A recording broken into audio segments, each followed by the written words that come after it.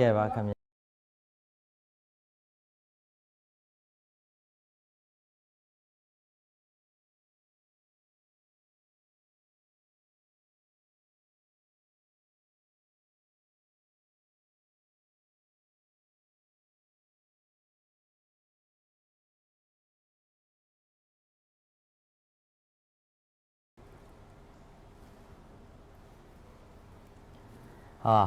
ကဲကျွန်တော်ရဲ့ဒါ special dinner top 6နဲ့ဆရာနဲ့အတူဆိုတော့ဒီနေ့ရဲ့ကျွန်တော်ရဲ့ live session special dinner program ကနေအားလုံးကိုကြိုဆိုလိုက်ပါတယ်ရောင်ကြကြီးဒီနေ့ကတော့ Maran Saino stay ပါဆိုတော့ April 10နေ့ဆိုတော့တခြားစလိန်နဲ့ဆိုင်းနဲ့ Maran Saino ဒီပါဒီနေ့ကတော့တစ်ဆက်တည်းမှာပဲဒါဒီနေ့ကျွန်တော်ရဲ့ဒါ senior ကြီးလည်းဖြစ်တဲ့ဆိုင်ရဲ့ birthday လည်းဖြစ်တယ်သူကတော့ဆက်လုံးနဲ့ဆိုင်နေပေါ့နော်ဒါကျွန်တော်တို့ဆက်လိန်နဲ့ဆိုင်နဲ့ Maran Saino ရဲ့ day ပါလို့ဆိုတော့ congratulations again ပါဒီ top 6 dinner တွေကိုပါခဲ့တဲ့အသမီးတွေအားလုံးကိုဆရာနေဝမ်းမြောက်ဝမ်းသာနဲ့ဂုဏ်ယူချင်ပါတယ်ဆိုတော့ဒီနေ့ dinner ကတော့ကျွန်တော်တို့ဒါ The Irrawaddy Sule Grand Yangon ကနေပြီးတော့ live ထုတ်လွှင့်နေတာပဲဖြစ်ပါတယ်ဆိုတော့ဒီမှာ dinner စားတဲ့ restaurant ကတော့ကျွန်တော်တို့ဒါဒီမှာတော့ပါတယ်နာမည်လေးမေ့တယ်ဆိုတော့ဒီထဲကနေပြီးတော့top 6 နဲ့ဒီနေ့ကတော့ dinner စားကြမှာပဲဖြစ်ပါတယ်မိနစ်ကလည်းဒီညမှာပဲဆိုတော့ဒီနေ့ရဲ့ chef တွေရဲ့ပြင်ဆင်မှုနဲ့တူ fine dining လေးစီစဉ်ထားပါတယ်ဆိုတော့ကျွန်တော်တို့ရဲ့ဆရာတို့ရဲ့ဒီအစီအစဉ်လေးစနိုင်ဖို့ရအတွက်ကိုသမီးလေးတာချီလေးကနေစပြီးတော့ပြည်သက်တွေမိတ်ဆက်ပေးပါအောင် Hello အားလုံးပဲမြင်ပါပါရှင်ညီမနာမည်ကတော့မအိမ်မလေးဖြစ်ပါတယ်ညီမက Miss Grand Tachile 2026အလားမဲ့တူဖြစ်ပါတယ်ရှင်ယခုလက်ရှိမှာတော့ညီမက GTI Electronic Engineering နဲ့ပတ်သက်ပြီးတော့ကျောင်းပြီးထားတဲ့သူတစ်ယောက်ဖြစ်ပါတယ်အဲ့ဒါအပြင်ကိုမှညီမအခု EYU မှာ Physics Major ကိုလည်းလျှောက်ထားပါတယ်ရှင်အဲ့ဒါအပြင်ကိုမှထပ်ပြီးတော့တခြား general knowledge အနေနဲ့ညီမက language ပိုင်းမှာ Chinese language နဲ့ English ကိုလည်းသင်ကြားနေပါတယ်ရှင် Okay ဆိုတော့အကြိုက်တော့သမီးလေးမိတ်ဆက်ပေးပါအောင် Hello everyone, I'm Nasomia Kim. I'm 22 years old and it's truly an honor to stand before you as a Miss Grand Chinatown 2026. I'm so excited to be here with all of you. And I'm a woman who believes that true beauty comes from the confidence, kindness, and courage. And now I'm working as a modeling and I'm studying at the YUFL as English major. And I'm represented as Chinatown proudly. So thank you so much. Okay glad to know that ဆိုတော့ မင်္ဂလာပါ သမီးရန်ကုန်မြောက် ရန်ကုန်ရောက်ပါသမီးနာမည်ကတော့မင်းမြတ်နှုတ်ခင်ပဲဖြစ်ပါတယ်။မြတ်အခုလက်ရှိ Bachelor ပြီးသွားလို့ပွဲယူကိုစောင့်နေကြဘူးတယောက်ပါ။ပြီးတော့ညီမacting class ကိုလည်းတက်နေပါတယ်။တရုတ်ဆောင်ဝါဒနာပါလို့ပါ။အခုကတော့ဒီ Miss Grand ပွဲလေးကိုသမီးအရန်ဝါဒနာပါတယ်။ show ရှောက်ခြင်းနဲ့အခု stage ရဲ့ experience တွေအများကြီးလုပ်ခြင်းနဲ့အများကြီး powerful ဖြစ်တဲ့ woman တယောက်ဖြစ်ခြင်းလို့ဒီပွဲလေးကိုလာ join ဖြစ်တာပါရှင်။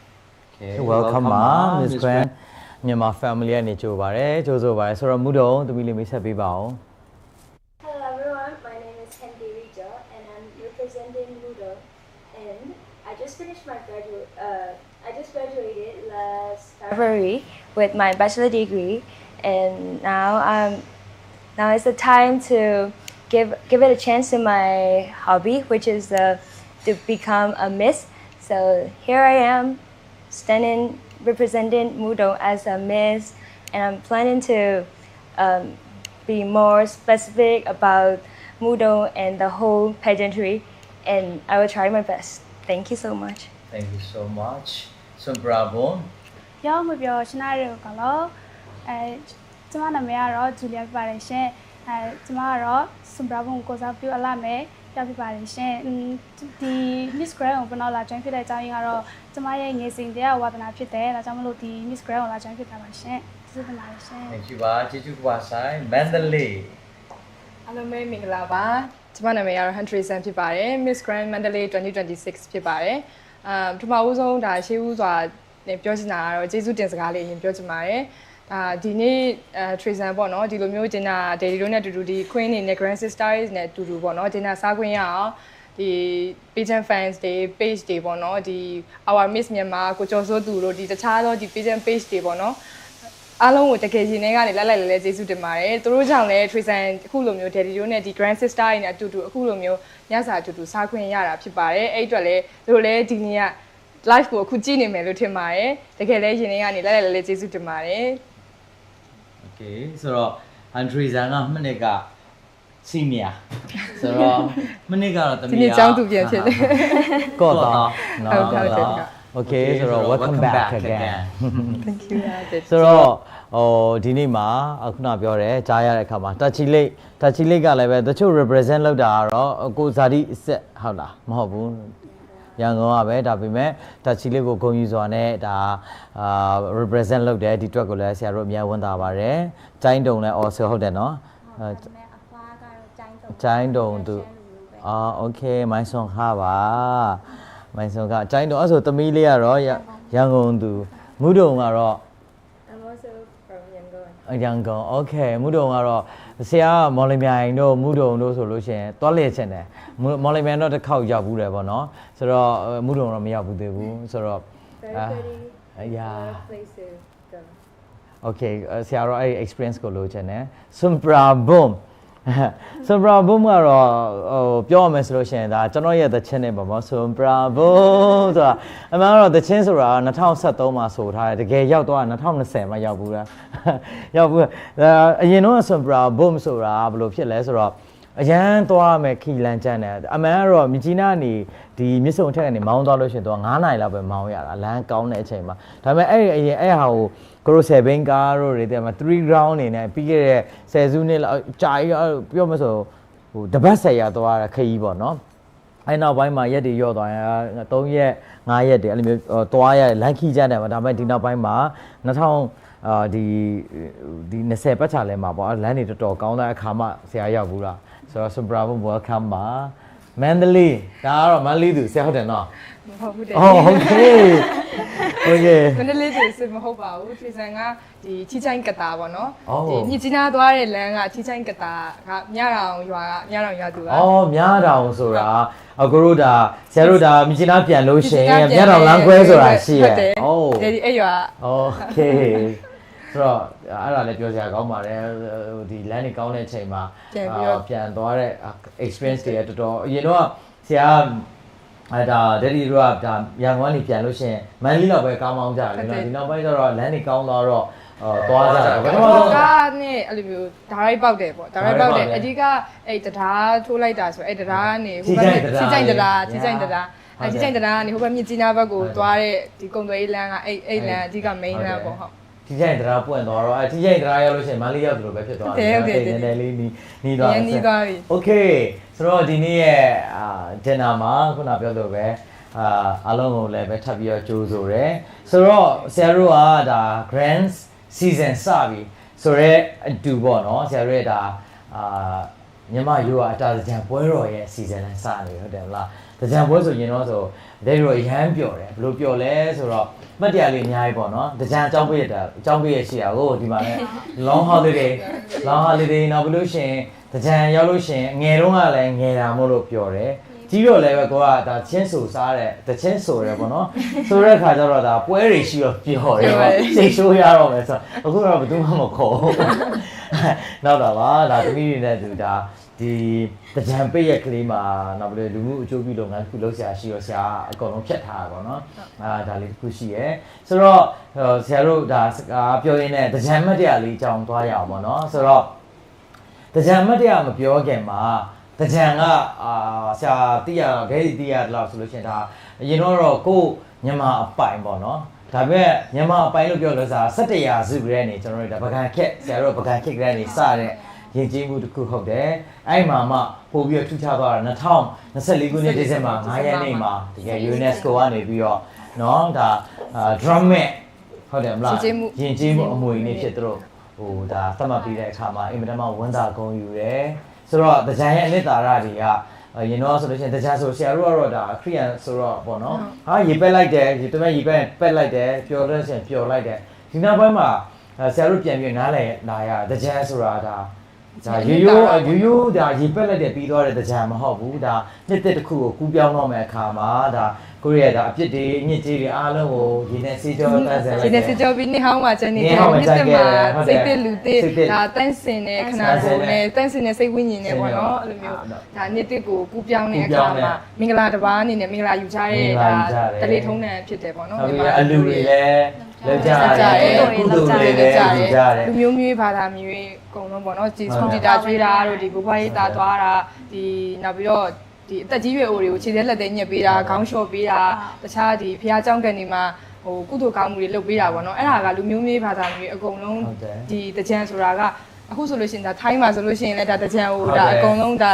ပေါင်းဝင်စင်းနေကြတယ်မဟုတ်ပေါ့နော်ခုနသမီးစကားဟိုစကားဖြစ်ပြောလိုက်တာဖြစ်ကုန်ပြီပေါ့ဗာလဲဆိုတော့တကယ်ကိုအနှစ်သာရနဲ့ပြေးသွားတယ်နောက်ပြီးတကယ်ကိုဟိုပြောမယ်ဆိုလို့ရှိရင်ဒါကိုရီးယားဒါ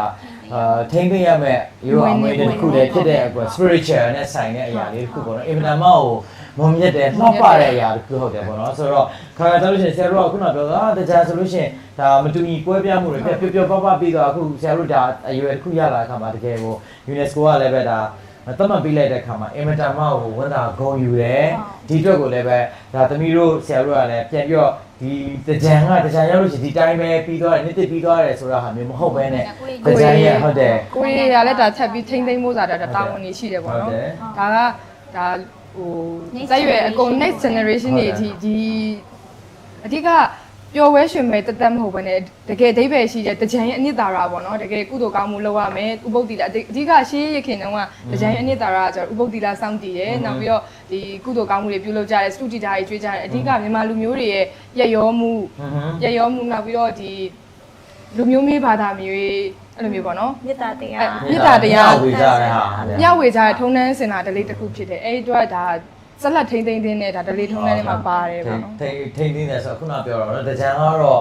ကိုရီးယားလူတွေရှိနေတာလူသားတွေရှိနေပြီးမြန်မာနိုင်ငံရှိနေပြီးရှိနေမှာပဲဒါပေမဲ့ကောင်းမွန်တော့ထိမ့်သိမ်းတွေကောင်းမွန်တော့ပုံရိပ်တွေနဲ့လက်ဆင့်တန်းသွားရမယ်တကယ်အင်မတန်မှလေးနဲ့လှပတဲ့အရာတစ်ခုဆိုတာကိုဒါဒီလိုလည်းဟုတ်တယ်မွေးနေ့ဆိုတာကိုဒါတည်တယ်ပေါ့နော်โอเคဆိုတော့တကြံမှတ်တရလေးပြောကြမယ်မူတော့ဆက်ပြောပြပါတကြံမှတ်တရSo for me, I'm now 22 years old. So I've spent a lot of my time here at the gym in Myanmar, but only like 3 years that I was back in Bangkok that I spent Songkran. Then so it's very similar to Songkran and the gym, but you know like.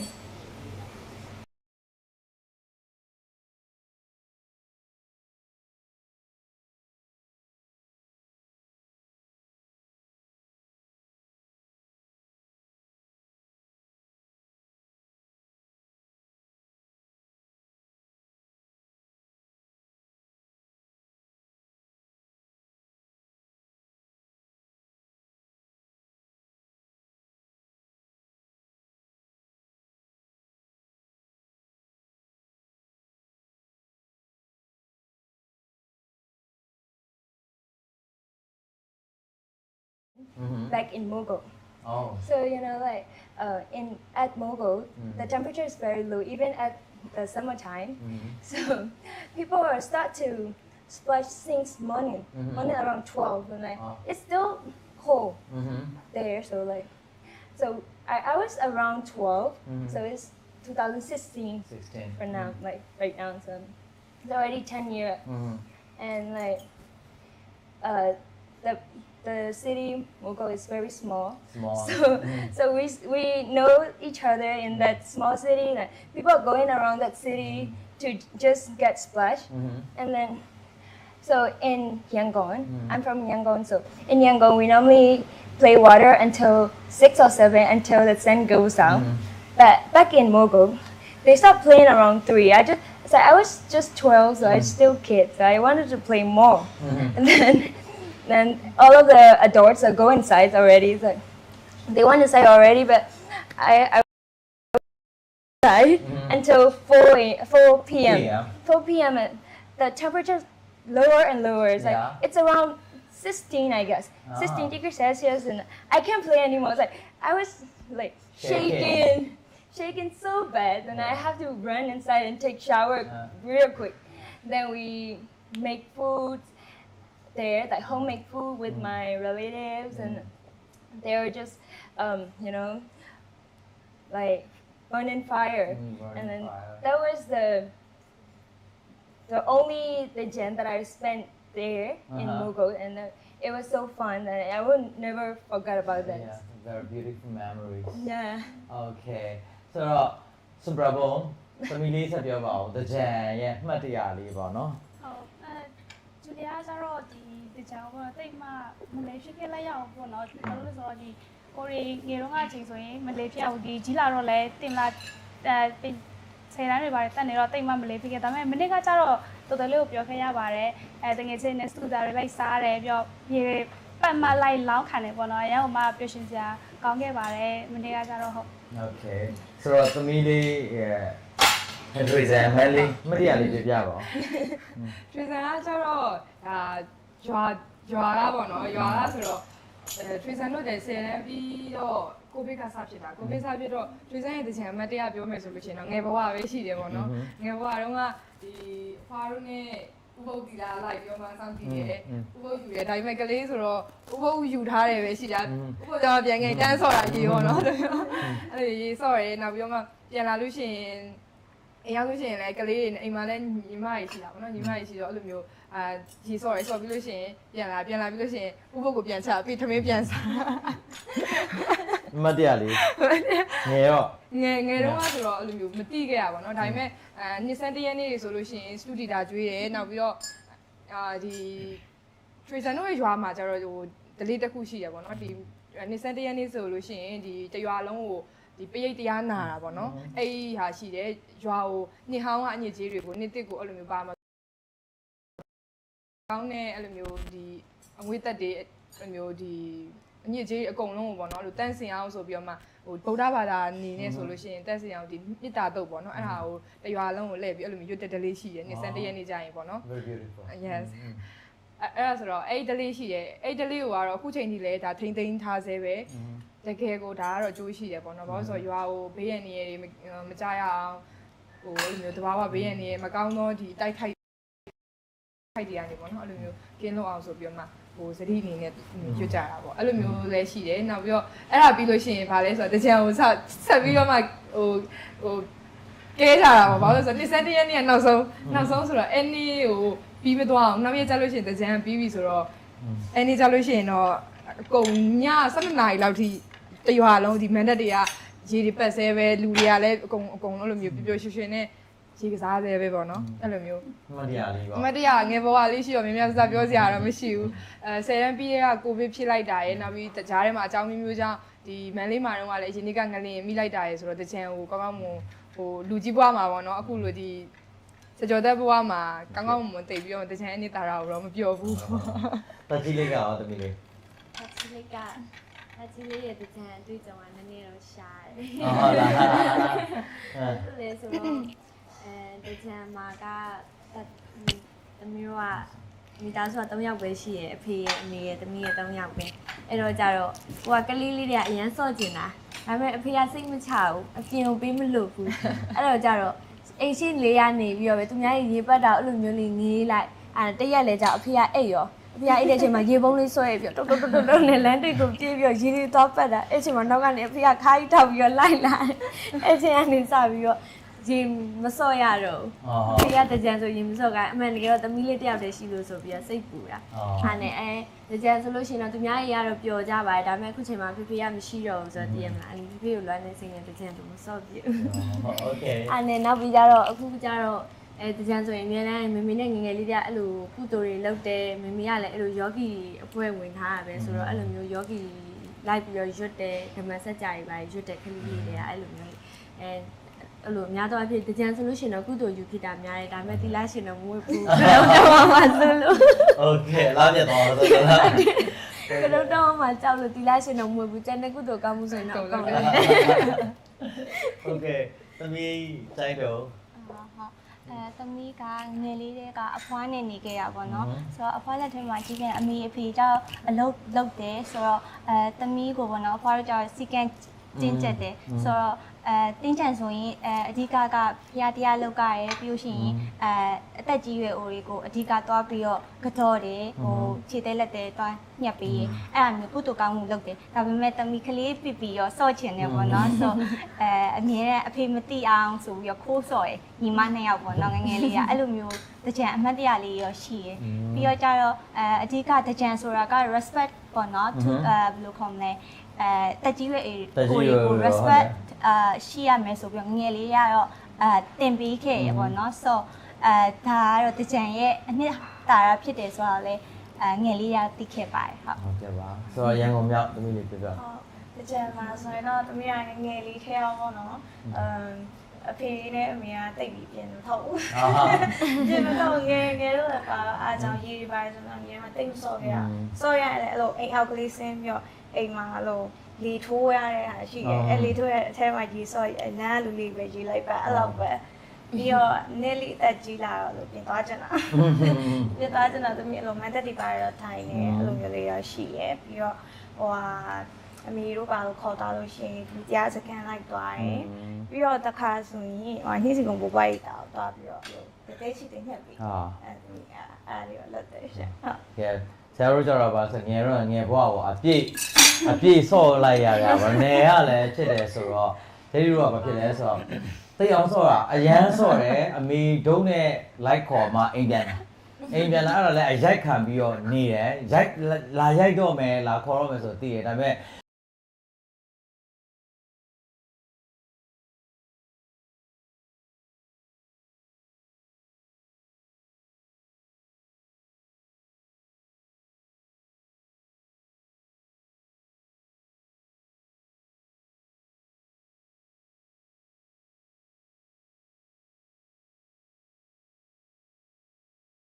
ရေလောင်းကြတယ်ပေါ့အမှတ်တရနောက်တော့ခုနဖူစီပေါင်းရေအဲ့ဒါတော့တမီးကိုလည်းဆော့ရတယ်လေအဲ့ဒါလိုက်အခုတော့အဲ့ဒါသူများတွေဒုက္ခတော့ပြည့်နာပြစ်တာတော့ဘာလို့ဆိုအဲ့လိုအန်ဒီရရှိတယ်ဆိုတော့ထိခိုက်မှာဆိုတော့တားလိုက်တာအဲ့ဒါအမှတ်တရပြီးလို့ကျရင်ဆရာတို့ငယ်တော့ကျတော့ဂျစ်ကာအမိုးဖွင့်ပါတော့ဂျစ်ကာတွေတမီးတို့မိလိုက်သေးလားမသိဘူးနော်ဂျစ်ကာဘာလို့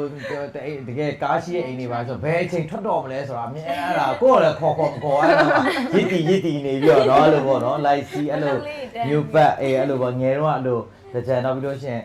ဒီအလုပ်တွေပြန်ဖြစ်လာတယ်ဒါတချင်းဆိုလာတဲ့အခါကျတော့မန်တက်တွေလိုက်ဆိုပေါ့နော်အဲ့ဒါမန်တက်တွေဆိုတော့နေဆိုလို့ရှိရင်လည်းလျောက်မိချီနာဆိုများတော့ဖြစ်ဆရာငယ်ပေါ့တော့ဒီမိချီနာမှာတချင်းဆိုတာများတယ်အဲ့ဒါ2000ဒီရန်ကုန်ဘက်ပြောင်းလာမှ2015မှာနေပြီးတော့တကြံအဲ Sky နဲ့မန်တက်တွေမှာဆိုလာပေါ့နော်အဲ့တောက်လျှောက်ဒီနောက်ပိုင်းကတော့အဲ့လိုပေါ့နော်သွားတာပေါ့သွားတာလမ်းရလဲတယ်ဆရာမန်တက်ထိုင်ရတာတိတ်ဟိုပါလေသဘောမကြောက်ဒါတော့ဒါလာရဲ့ဆရာရဲ့ကြိုက်ပါတော့မန်တက်ကလူအားလုံးရဲ့မန်တက်မှာရေအောင်ပေါ်လောင်းအောင်မှာပြောလားအကုန်လုံးမှာစုပေါ်ထိုင်နေဦးတယ်ဘာလဲမသိဘူးတော့ဆရာကနေရဆိုတော့လောင်းတယ်အဲ့လိုပတ်ချင်တာဆိုရေဆိုပြီးတော့လေအဲ့ feeling ကိုပဲလို့ပြေးရဲ့ feeling ကိုအရင်ကြိုက်တာနေရမလို့လား I got the similar feeling in Bangkok like they're very like you know we have to buy water if we want to fill the water gun like we have to pay 10 baht per jar like then it's not like very you know enjoyable like we used to splash water with a cup like it goes that way ကျင့်တိုင်းပေါ့နော်ဒါရိုးရတာကိုရေးပြလိုက်ဒါပေမဲ့ဟိုကလေအဲ့ရောက် make a stereotype လို့ဖြစ်နေတာအဲ့လိုမပြောတတ်တာအဲ့ဒါမပြောတတ်ဆိုတော့တရားမလားသွားလို့ရှိရင်ရေလောင်းလိုက်မယ်ပက်လိုက်မယ်ဆိုလို့ရှိရင်ခဏလေး6လိုက်တော့အဲ့လိုလေးဆူရွှဲဒီမှာရေဆိုလိုက်6သွားတယ်အဲ့ဒါတော့ဆရာတယောက်တည်းနေတယ်ပေါ့ဖျားကြအောင်နော်အေးဟုတ်တယ်မြေပူလိုက်ရေဆိုလိုက်နဲ့ဖြစ်တာကိုမဖျားကြအောင်အဲ့ဒါလေဒါတစ်ချက်ရဲ့သူ့ရဲ့ blessing တစ်ခုပေါ့နော်အဲ့လိုတကြံအမြတ်တစ်ခုရှိသေးရဲ့တနေ့တော့ကြောင်မြောင်းပါကိုလမ်းလျှောက်သွားရင်းနဲ့အဲ့တော့ယောက်ျားလေးတစုကဖျောင်းနေတယ်ဟိုမှာလေကောင်းမလေးလာတယ်ပတ်ကြအောင်ဆိုခုစိတ်ထဲမှာတော့ကိုယ်ရင်နဲ့ပတ်မယ်ထင်တာခေါင်းငုံလိုက်တော့အပွားနေဆက်ပြားတွေခေါင်းချွတ်တွေညှစ်ပြီးတော့ခေါင်းအဲ့လိုရှောက်ပြီးတော့အဲ့လေမစီရောက်နေတော့ဘာကြီးကြလာလဲဆို ဆက်ပြရင်ဟိအောင်နေပြေးဆိုပြီးတော့တမျိုးလမ်းဆိုဒီမှာအဲ့တိုင်းထားခဲ့တယ်တမျိုးခေါင်းပြီးတော့မြုပ်နေအဲ့ချိန်တော့မတရားပေါ့အမတရားအဲ့ချိန်တော့လည်းဘယ်မှန်းတမလည်းမရှိဘူးတကူတက်ကရေးပက်တဲ့သူကလည်းမရှိဘူးဆိုတော့ဆက်ပြရင်းနဲ့အဲ့ကားလိုင်းကူပြီးတော့ရေလိုက်ရှာအဲ့ဒါမတရားဆိုတော့တကြလေး topic လေးပြောပြီးဆိုတော့ဆရာတို့အခုဒီ MGM 2026ပေါ့နော်ဆိုတော့ legacy to glory ဆိုတော့ခေါင်းစဉ်ကိုသမီးတို့ဘယ်လိုမြင်ကြလဲပေါ့နော်ဆိုတော့တိုင်းကုန်နေစားလိုက်အောင် legacy to glory legacy to glory ဆိုတာအဓိကကိုဟိုရီမန်းထားတဲ့အရာတစ်ခုကို Miss Grand မြန်မာနဲ့ပူပေါင်း collaborating လုပ်ပြီးတော့အဓိကfan တွေအားလုံးနဲ့ပရိသတ်တွေအားလုံးကိုချပြချင်တယ်ပေါ့နော်ဒီညီမရဲ့ project ကပါလဲပြီးတော့ Miss Grand မြန်မာရဲ့အနှစ်သာရဘာလဲဆိုတာကိုအဆုံးထိပေါ့နော်အဓိကအတူပွဲပူပေါင်းလှုပ်ဆောင်ပြီးတော့ချပြတာမျိုးကို legacy to glory လို့ညီမမြင်ပါတယ်ရှင်โอเคမလေးရော legacy သူကမနစ်က be your legacy ဆိုတော့မုံတုံနဲ့လုပ်ခဲ့ပြီးတော့ဆိုတော့ legacy to glory ဆိုတော့ဒီနေ့ရဲ့ series slogan လည်းဟုတ်တယ်ဒီနေ့ပွဲရဲ့မုံတုံလည်းဖြစ်တဲ့ဟာကိုအမြင်လေးပြပြပေးပါ legacy to glory ကြတော့ trace အနေနဲ့ဘယ်လိုမြင်လဲဆိုတော့ဒါအနှစ်သာရပေါ့နော်ဒီ women တွေအားလုံးရဲ့လှုပ်ဆောင်နိုင်စွမ်းနေ energy တွေ power တွေနဲ့ power တွေအကုန်လုံးကိုဒါပြသနိုင်တဲ့နေရာအဓိကကိုယ့်ရဲ့အနှစ်သာရကိုယ့်ရဲ့အမွေအနှစ်ကိုယ့်ရဲ့တန်ဖိုးတွေကိုဒီ Miss Grand မြန်မာနဲ့ပူးပေါင်းပြီးတော့ပို့ပြီးတော့မှဟိုတောက်ပအောင်ပို့ပြီးတော့မှဒါဟိုပြောမလဲကျေပွင့်တပွင့်လို့ပေါ့နော်ဒီ stage ပေါ်မှာ international stage ပေါ်မှာရောဒီ local stage ပေါ်မှာရောအကောင်းဆုံးတောက်ပနိုင်အောင်ဒီ Miss Grand မြန်မာ team နဲ့ပေါ့နော်အဲ့လိုပူးပေါင်းပါဝင်လှုပ်ဆောင်ပြီးတော့မှဒါချပြရမယ်ဒါနှစ်သာရတစ်ခုလို့တော့ trace အနေနဲ့တော့ထင်တယ်။ဘာလို့လဲဆိုတော့အဓိကက MGM ရဲ့ဒီ branded ဟွာလဲပေါ့နော်။သူကကျတော့အဓိကဒီ women တွေရဲ့လှုပ်ဆောင်နိုင်စွမ်း။ဘာလို့ MGM ကတခြားဒီ platform page platform တွေနဲ့မတူတာကျတော့ဘာလဲဆိုတော့မျိုးသမီးတွေကိုအရန် energy တွေအရန်ပြရတဲ့ပွဲလို့ trace အနေနဲ့ထင်တယ်။ဘာလို့လဲဆိုတော့သူကကောက်ဝက်လျှောက်တာတွေရောတခြားဒီactivities တွေနောက်ပြီးတော့တခြားသောဒီလှုပ်ဆောင်ချက်တွေအကုန်လုံးကတခြားဒီ page platform တွေနဲ့မတူ activities တိုင်းမှာအကုန် energy အပြည့်ပါပြီးသားအဓိကဘယ်လိုလဲဆိုတော့ဟိုမျိုးသမီးတွေရဲ့ဒါလောက်ကင်နိုင်စွမ်း energy တွေသူတို့ဘယ်လောက်ထိဒီမျိုးသမီးတွေဆွမ်းဆောင်နိုင်လဲဘယ်လောက်ထိရှေ့ဆောင်လမ်းပြလုပ်နိုင်လဲပေါ့နော်အဲ့လိုမျိုး inspire ယူနိုင်မဲ့ဒါ platform တစ်ခုလို့တော့မြင်တယ်ပေါ့နော် young women တွေအတွက်ပေါ့ဟုတ် okay ရန်ကုန်မြောက်ကရောဟုတ်legacy to glory ဆိုတာဒီမှာရဲ့အမြင်မှာကျတော့ crown ရဖို့ပဲမဟုတ်ဘူးเนาะကိုယ့်ရဲ့ good impact တစ်ခုကြံခဲ့ရမယ် image ကောင်းတစ်ခုကိုလူတွေကမြင်ရမယ်နေရမယ်ပေါ့နော်ကိုယ့်ရဲ့ voice တစ်ခု stage ပေါ်မှာကိုပြမယ် power တစ်ခုပေါ့နော်အဲ့လိုမျိုးမြင်ပါတယ်ပြီးတော့perform လုပ်ရတာပဲမဟုတ်ဘူးဒီ Miss Grand ကလေအဲ့လို performance only ဒီပဲမဟုတ်ဘူးအများကြီးပေါ့နော် energy သုံးရတယ်အဲ့လို change တစ်ခုကိုဖြစ်ဖို့အတွက်ကိုအဲ့လိုမျိုးကိုရင်းနှီးနေတယ်မှာဆက်ပါရှင် Okay so Mudo So for me I think legacy to glory it stands for the whole womanhood in Myanmar start from the legacy of the woman legacy until the glory of them so it doesn't mean the winner own the glory all of the women the winner is representing all of the women, the society of the women. So I think the glory owns to all of the women from Myanmar. So bravo.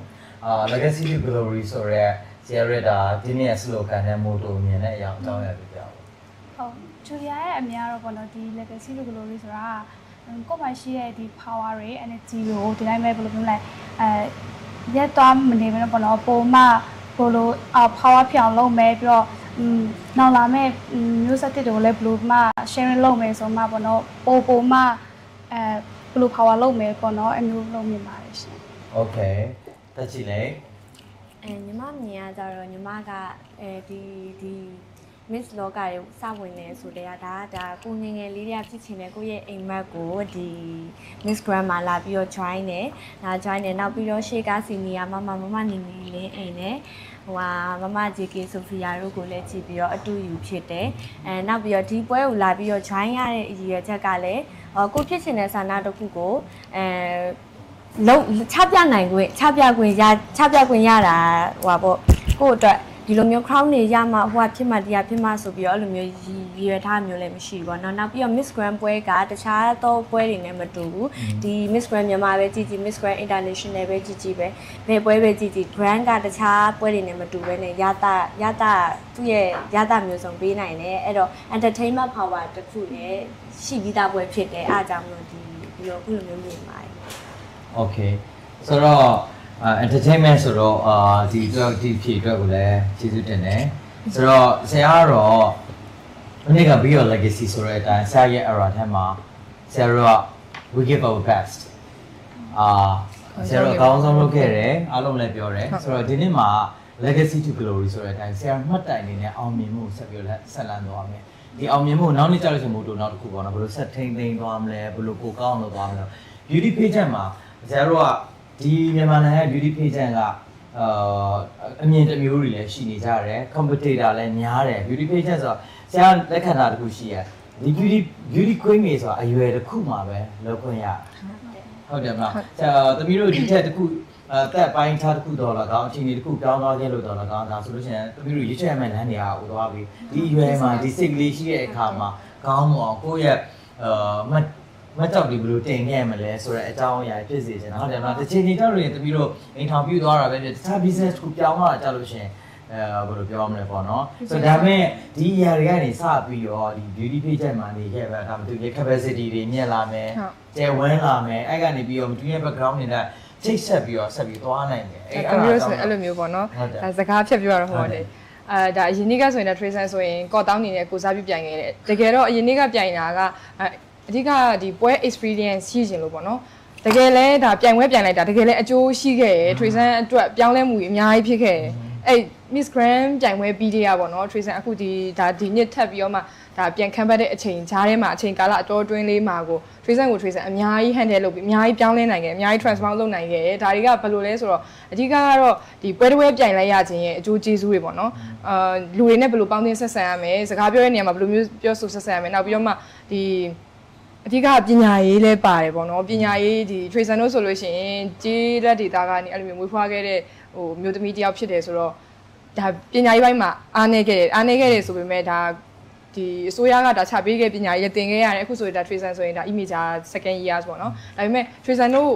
ဒီထက်ပိုလို့ရှင်တယ်ဒီကျေးလက်ဒေတာမှာပေါ့နော်ဟိုပညာရေးတွေအားနည်းတယ်အကုန်လုံးကျန်းမာရေးတွေအကုန်အားနည်းတယ်ပေါ့နော်အကုန်အားနည်းတယ်အဲ့မှာအဲ့ဒါတွေအတွက်လည်း tracer တို့ကအများကြီးလုပ်ဖို့စာအတွက်ဒါ tracer ဆိုရင် project လည်းရှိရပေါ့နော်ဒီကျေးလက်ဒေတာပညာရေးတွေဖွံ့ဖြိုးတိုးတက်ဖို့စာပေါ့နော်ဘာလို့ဆိုတော့ကိုတိုင်းဓာကြီးကိ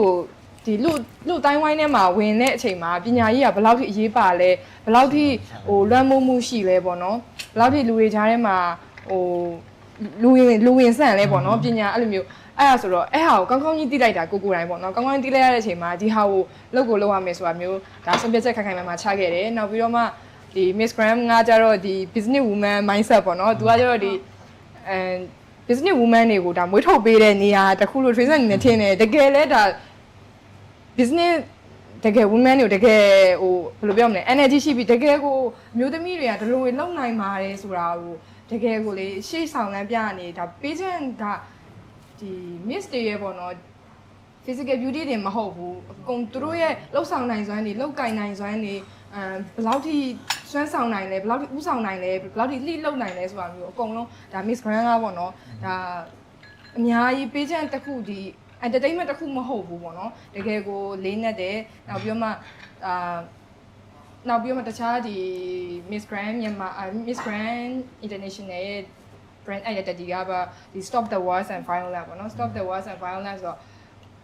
့လူပတ်ဝင်ခြင်းအတိုင်းဝိုင်းအတွက်ဒါ tracer တို့ဆိုလို့ရှိရင်လည်းအရင်နေ့ကဒါလိုအပ်တဲ့ဒီအလူခံမှုတွေလည်းပြုလုပ်ခဲ့တယ်ကိုတိုင်းလည်းငလင်မှာလည်းကြုံခဲ့တယ်ကိုတိုင်းလည်းငလင်ကြုံနေဆိုပေမဲ့လည်းအလူငွေတွေကောက်ခံပြီးတော့မှကိုမှရှိတဲ့ဟာနဲ့အဲ့လိုမျိုးပေါ့နော်အားလုံးစုပြီးတော့မှဒါပျော်ဝဲငလင်ဘေးတင်းခဲ့တဲ့ပျော်ဝဲမျိုးလေးကိုသွားပြီးတော့မှဒါလူတန်းတာပြုလုပ်ခဲ့တယ်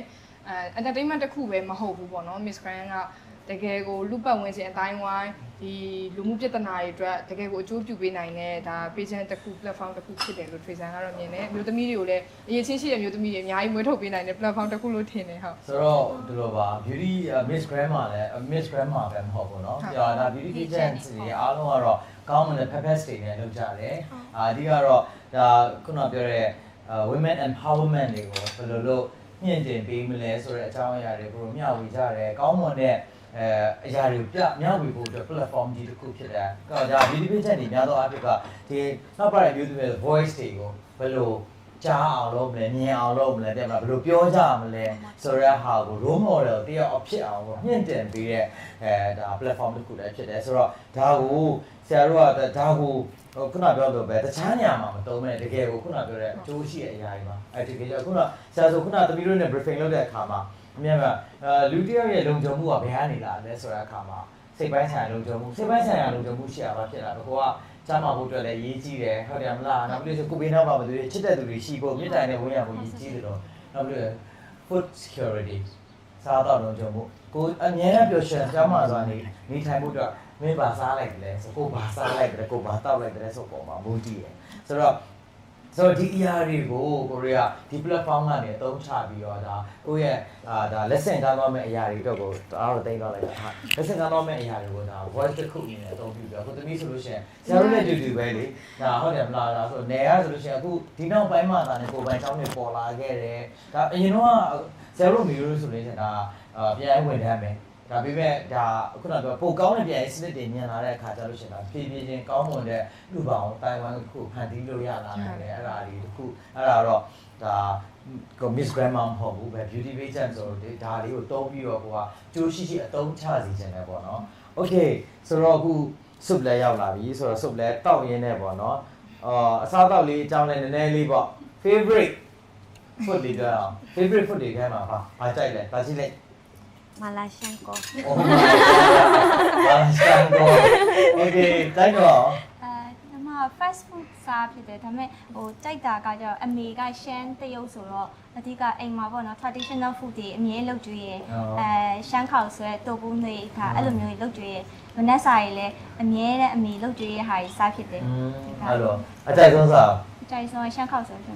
Okay တိုင်းတို့မှန်သွားပြီပေါ့နော် Okay သမီးရန်ကုန်ပြောဟုတ်ပေါ့ချုံချင်းဟုတ်ပါဟုတ်ပေါ့ပြုတ်ပြရနေတယ်ဝီသားလားအဲ့လိုအသားရွက်တွေစားရပေါ့ကျုံနေပါတိတ်မစားတော့ Okay မှုတော့အောင် For me, it would be fish. Fish. I like salmon. I like chicken. Grilled fish. Grilled fish. Grilled salmon. Oh. Yeah. Busan. I mean, I also eat like sashimi too. Okay. So bravo ပါအောင်။သူများကျတော့တိုင်းတူလို့လားမသိဘူးချင်းချက်တွေ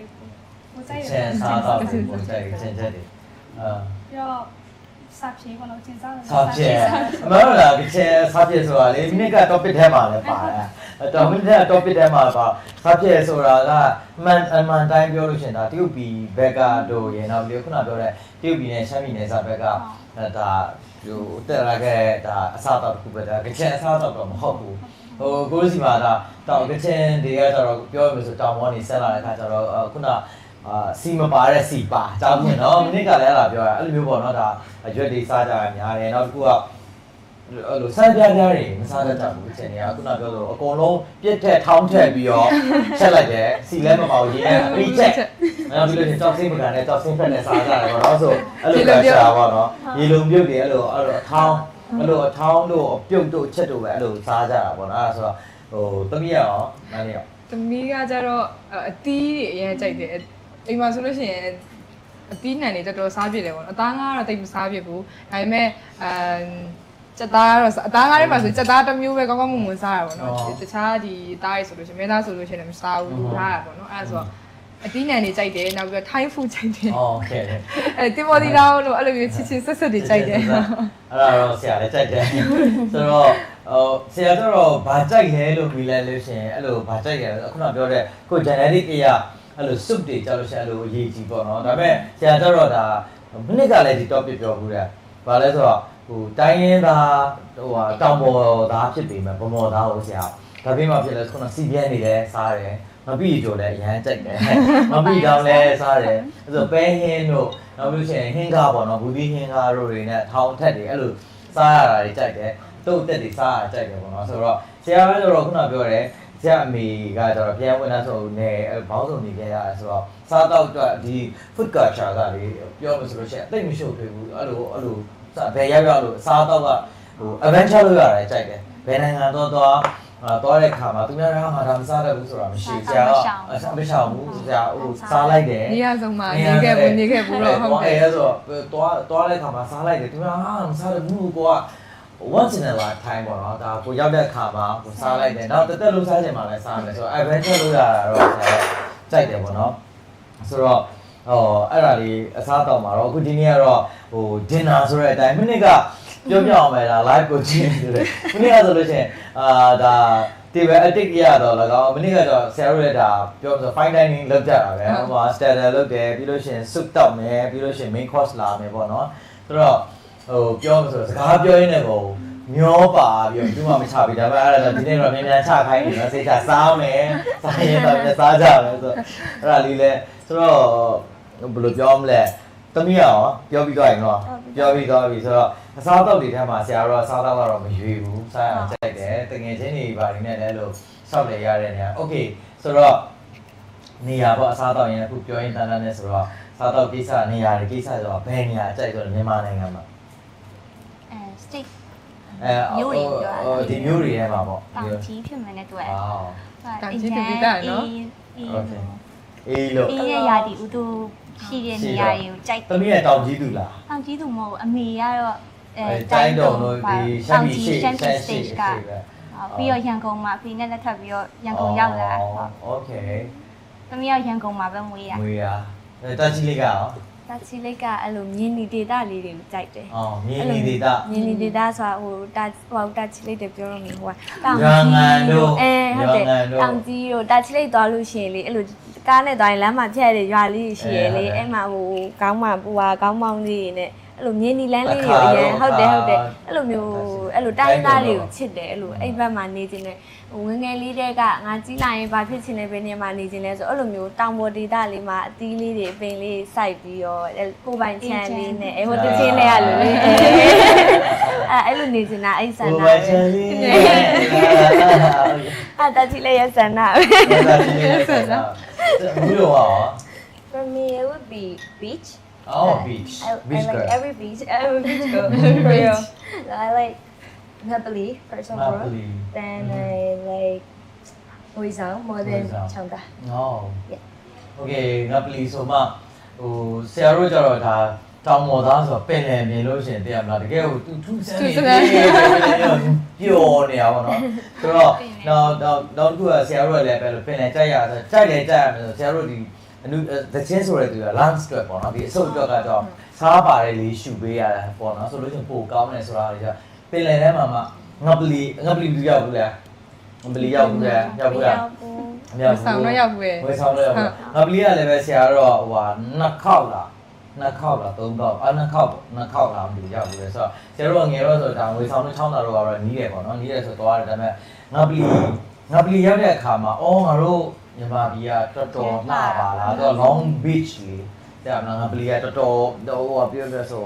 တော်တော်လှတာပါနောက်ပြီးလို့ရှိရင်ဒါပေမဲ့ငါပလီကကျတော့ခောက်တယ်မဖြစ်ဘူးတကယ်ကို silence နောက်ပြီးဆိုတော့စားတော့ဖတ်ဖို့အဲ့လိုပေါ့ honeymoon ထွက်ဖို့ဒါပေမဲ့အဲ့ကပူလာတာဘာလဲဆိုကော့တောင်းတော့ဒဝဲတို့ဝိတ်တို့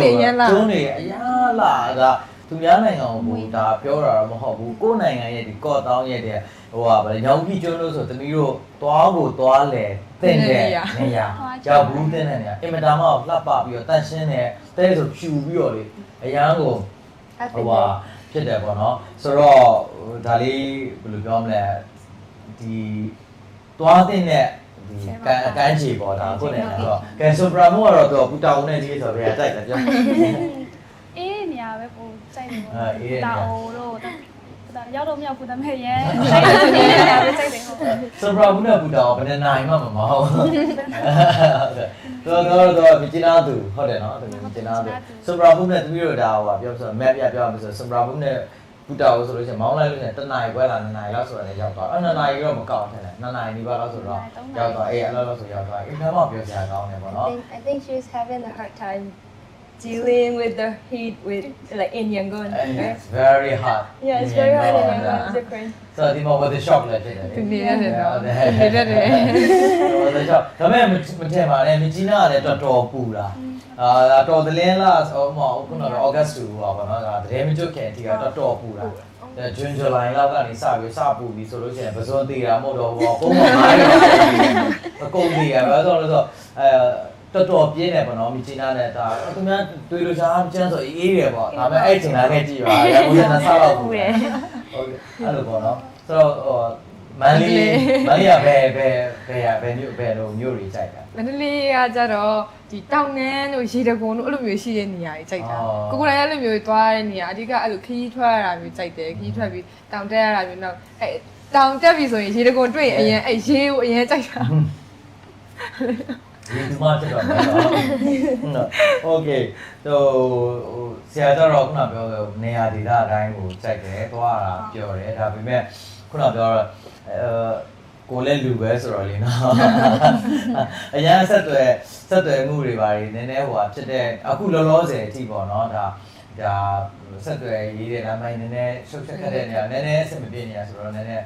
သွားရတာလည်းရအဆင်မပြေတော့ပြောနည်းနည်းတော့ပြောနေတော့အဲ့ဒါလေးခုပေါ့နော်โอเคဆိုတော့စားရင်တောင်းရင်ခဲဒါလည်းစုပ်လက်တော့ပါဒါကတော့ mushroom ဒါရော green bean နဲ့ထားတဲ့ဟာလေးအခုတော့ bean နဲ့ allergic ဖြစ်တာallergic ဖြစ်တော့တောက်ကြပါခဏလေး live ကလို့သင်စားတော့လားတဲ့ဟင်းနေချနေစားပါမယ်ဆက်စားပါမယ်နော်ဆိုတော့အဝိုင်းလေးလည်းနေရတာကိုဖုန်းထဲမှာပဲလည်းနေမလဲပါအောင်တော့သမီးဒီမှာမလဲโอเคကျွန်တော်အခုဒီနေ့ကတော့ခုနပြောလို့ပဲသမီးကအင်တန်မအောင်လှတယ်ဒီနေ့လည်းဆိုတော့မိနစ်ကလည်းပဲမိနစ်ကလည်းလှကြတယ်ဟုတ်ပြီဒါပေမဲ့ဒီနေ့ကပူလာမိနစ်ကလည်းအဲ့လိုဆိုဟိုကဆရာစီပါပိုက်တာဆိုတော့အဲ့ဒါဆိုတော့ပြောမယ်ဆိုလို့ရှိရင်တစ်နှစ်နဲ့တစ်နှစ်ပေါ့နော်ဒါမိနစ်ကလည်းမိနစ်ကလေးရောက်လှတယ်ဒါဒီနေ့ကလည်းအားလုံးလှကြတယ်ဆိုတော့ဒီtop 6ထဲမှာမပါတဲ့ top 6ထဲဖြစ်ရခြင်းကလည်းဒါ live ကလူတွေနည်းနည်းပေးပြီးချင်တယ်ပေါ့နော်ဆိုတော့ဟိုဘယ်လိုပြောမလဲဒီမျိုးတွေရဲ့ဒီ contestant တွေရဲ့ဒါ grand family ကအမတာမကိုစူးစမ်းပေးကြတယ်။နေ့ကဆိုလို့ညစကောင်ကြည့်ရောဟုတ်တယ်။ဆိုတော့အဲ့ group တွေကတမင်ဆိုထောင်တက်သွားပဲဆိုတော့ဒါပေမဲ့အဲ့လိုလေးအလုံးစူးစမ်းကြတာကိုမြင်လို့လည်းအရင်ဝန်တာပါတယ်။ဆိုတော့မနေ့ကအကိုတို့စုပေါင်းမီလီယံနဲ့ချီတယ်ဟုတ်တယ်ပေါင်းလိုက်တာပေါ့နော်။မီလီယံနဲ့ချီတယ်အကုန်လုံးပေါင်းလိုက်ဒီ top 6အပါဝင်ဆိုတော့မီလီယံဘယ်လောက်လဲမသိရှိအကုန်လုံး voting ပေါင်းလိုက်တာပေါ့နော်။နောက်ကတော့ share and အဲ့ဒါတွေပေါ့တော့ဆိုတော့အဲ့အတွက်လည်းပဲပြောပါတယ်လို့ပြောချင်ပါတယ်ဒါပေမဲ့ပြန်တော့ပြန်မှန်းကြပြီဆိုတော့okay နောက် challenge တွေအတွက်လည်းခြံထားပါအောင် challenge ကအများကြီးရှိသေးတယ်နော် challenge မှာဒီနေ့ခုနတော့ဖြစ်ပေါ့ live ထဲမှာရှိရသူ challenge တွေအများကြီးရှိပါသေးတယ်တမီးအတွက်ကိုဒါသူတို့ရဲ့ ability တွေသူတို့ရဲ့ဟိုပြောမယ်ဆိုတော့ talent တွေပို့ပြီးတော့ပေါ်မဲ့ challenge တွေရှိတယ်လို့ဒါ patient ဖြစ်တဲ့ fans တွေကနေပြီးတော့အားစိုက်ထုတ်ရမယ် challenge တွေရှိပါတယ်။ဘာကြောင့်လဲဆိုတော့Miss Grand ကတော့သူ့ရဲ့ဒါပုံစံတိုင်းပဲ used to ဖြစ်အောင်လို့ဒီကနေလေ့ကျင့်နေတာ။ဘာကြောင့်လဲဆိုတော့မိနစ်ကလည်းပဲကိုယ်ဒီလက်တချမ်းတော်လေးဖြတ်မတတ်ပဲနေရအောင်တော့ရှင်းရတယ်လို့ပြောဟို JK တော့ပြောတာနော်ဆိုတော့ဒီအတွက်လည်းပဲဒါအဓိကလည်းဒါခုနပြောတဲ့ body brain beauty and business ထဲမှာဒါအခု social media အသုံးပြုကိုဘယ်လိုကြိုးရှိသုံးချရမလဲဆိုတာဒါလည်း technique တစ်ခုပဲအဲ့ဒါဆိုတော့ဒီအတွက်ကိုလည်းပဲဘယ်လိုကြိုးရှိသုံးချရမလဲဆိုကိုကဟိုဖြစ်မယ်ဒါပေမဲ့သူတို့အားလုံး relax ဆရာ orientation day နေ့မှာပြောသလိုပဲအားလုံးပျော်ကြီးနေမယ်ပျော်ကြီးပြိုင်တယ်နောက်ကမှဒီနေ့ကထပ်ပြီးကြီးနေတာသူတို့ arrival အတွက်ကို congratulation လုပ်ရသေးဘူးเนาะ arrival best arrival ပါတဲ့သူတွေတနည်းပါလဲအားလုံး၄ယောက်ပါတယ်တနည်းကby entertainment စိုက်ကားနဲ့လာတယောက်လားစိုက်ကားနဲ့လာ okay အားလုံးကောင်းကြတာပြောချင်တာအားလုံးကောင်းကြတယ်အဲ့ဒီကျတော့အဲ့ဒီကဆိုလို့ရှိရင် live တွေဟိုဟာဖြစ်တဲ့အခါမှာဘယ်လိုဖြစ်လဲဆိုတော့ဟိုဘယ်လိုပြောမလဲအကုန်လုံး surprise တိုက်ကြမယ်လေဆိုတော့ဆရာတို့အကုန်လုံးတော့ prepare လုပ်ထားပြီးမယ်အကောင်းမွန်စွာလုပ်ကြတယ်နောက်ပြီးအရင်ကြိုရောက်တဲ့လူချိုစစ်ထဲမှာတချို့အရာတွေအတွက်ကိုလည်းပဲဆရာတို့ကအရန်ကိုကြည်နပ်တယ်ပျော်ရွှင်တယ်လို့ပြောချင်တယ်ဒီအတွက်လည်း congratulations ပါနော်ဆိုတော့ဒီအတွက်ကလည်းပဲachievement တစ်ခုလေးစီစဉ်ထားပါတယ် surprise surprise ကလည်း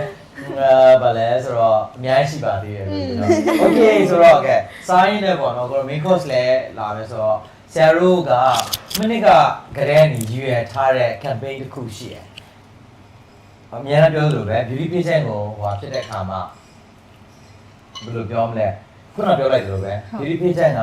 ဒီတိုင်းပြန်ပြီးတော့လို့ရှိရင်ပြီးတော့မယ်အရာလည်းမဟုတ်ဘူးတပီးတို့ကဒါအများနဲ့သွားလာလို့ရှားနေရမယ်အရာတစ်ခုဖြစ်တဲ့အခါမှာဘာတွေကတန်ဖိုးရှိစွာနဲ့ကိုကထားခဲ့နိုင်မလဲဘာတွေ lesson ကမ်းပေးခဲ့နိုင်မလဲဆိုတဲ့အရာရှိရဲဆိုတော့ဆရာမိနစ်ကနေလုပ်ချင်တဲ့အရာတစ်ခုရှိရဲဆရာကိုနိုင်ကကိုဂျယ်ရီကိုနိုင်ကကိုဒါတပီးတို့ဆရာသမီးတွေပဲဒါ miss တွေ beauty queen တွေကမျိုးသမီးတွေဖြစ်တယ်ဒါဆရာတို့အခုဒီနိုင်ငံမှာမဟုတ်တကဘာလုံးမှာကကိုလို့ပြောမလဲတကယ်ကိုရေးတည်ယူနဲ့လုပ်နေရတာတွေ့အဲ့ဒါဘာလဲဆိုတော့အိမ်ကောင်း cancer awareness ကိုလုပ်ချင်တယ်ဆိုတော့ဘယ်လိုပြောမလဲဒီအိမ်ကောင်း cancer ကိုဆရာတို့ခုနပြောသလိုပဲဒါဆက်တော်တဲ့ဘဝမှာဒါကောက်ွယ်စီထိုးရမယ်နောက်ပြီးလို့ရှိရင်ဒါတစ်ဆက်တော့ screening လုပ်ရမယ်ဆေးရမယ်ပြီးလို့ရှိရင် cancer ဖြစ်လာလို့ရှိရင်လည်းဘယ်လိုအလင်းအမြန်ကို handle လုပ်နိုင်မလဲကုနိုင်မလဲဆိုတဲ့အကြောင်းအရာတွေဒါကိုအခုရဲ့နေ awareness လုပ်စေချင်တာ။ဘာကြောင့်လဲဆိုတော့အခုတေဆုံး20ရာခိုင်နှုန်းသောမိခင်ဆုံးရှုံးတဲ့ကလေးတွေကဘာကြောင့်လဲဆိုတော့အိမ်ကောင်း cancer အကြောင်းဆုံးရှုံးသွားတဲ့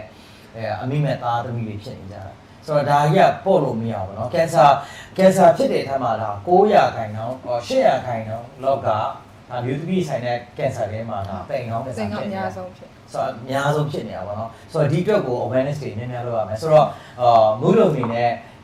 ဒီလို awareness လုပ်ရလို့ရှိရင်ဘယ်လိုအကြောင်းအရာတွေ awareness လုပ်ရမလဲဆိုတော့စဉ်းစားထားရှိတာလေ Yeah, I do have that.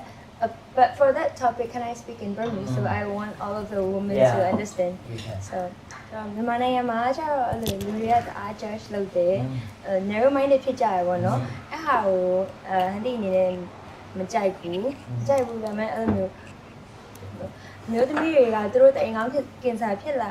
လာတဲ့အခါကျလို့ရှင်တယောက်နဲ့ပြောပြဖို့လည်းအရင်ရှက်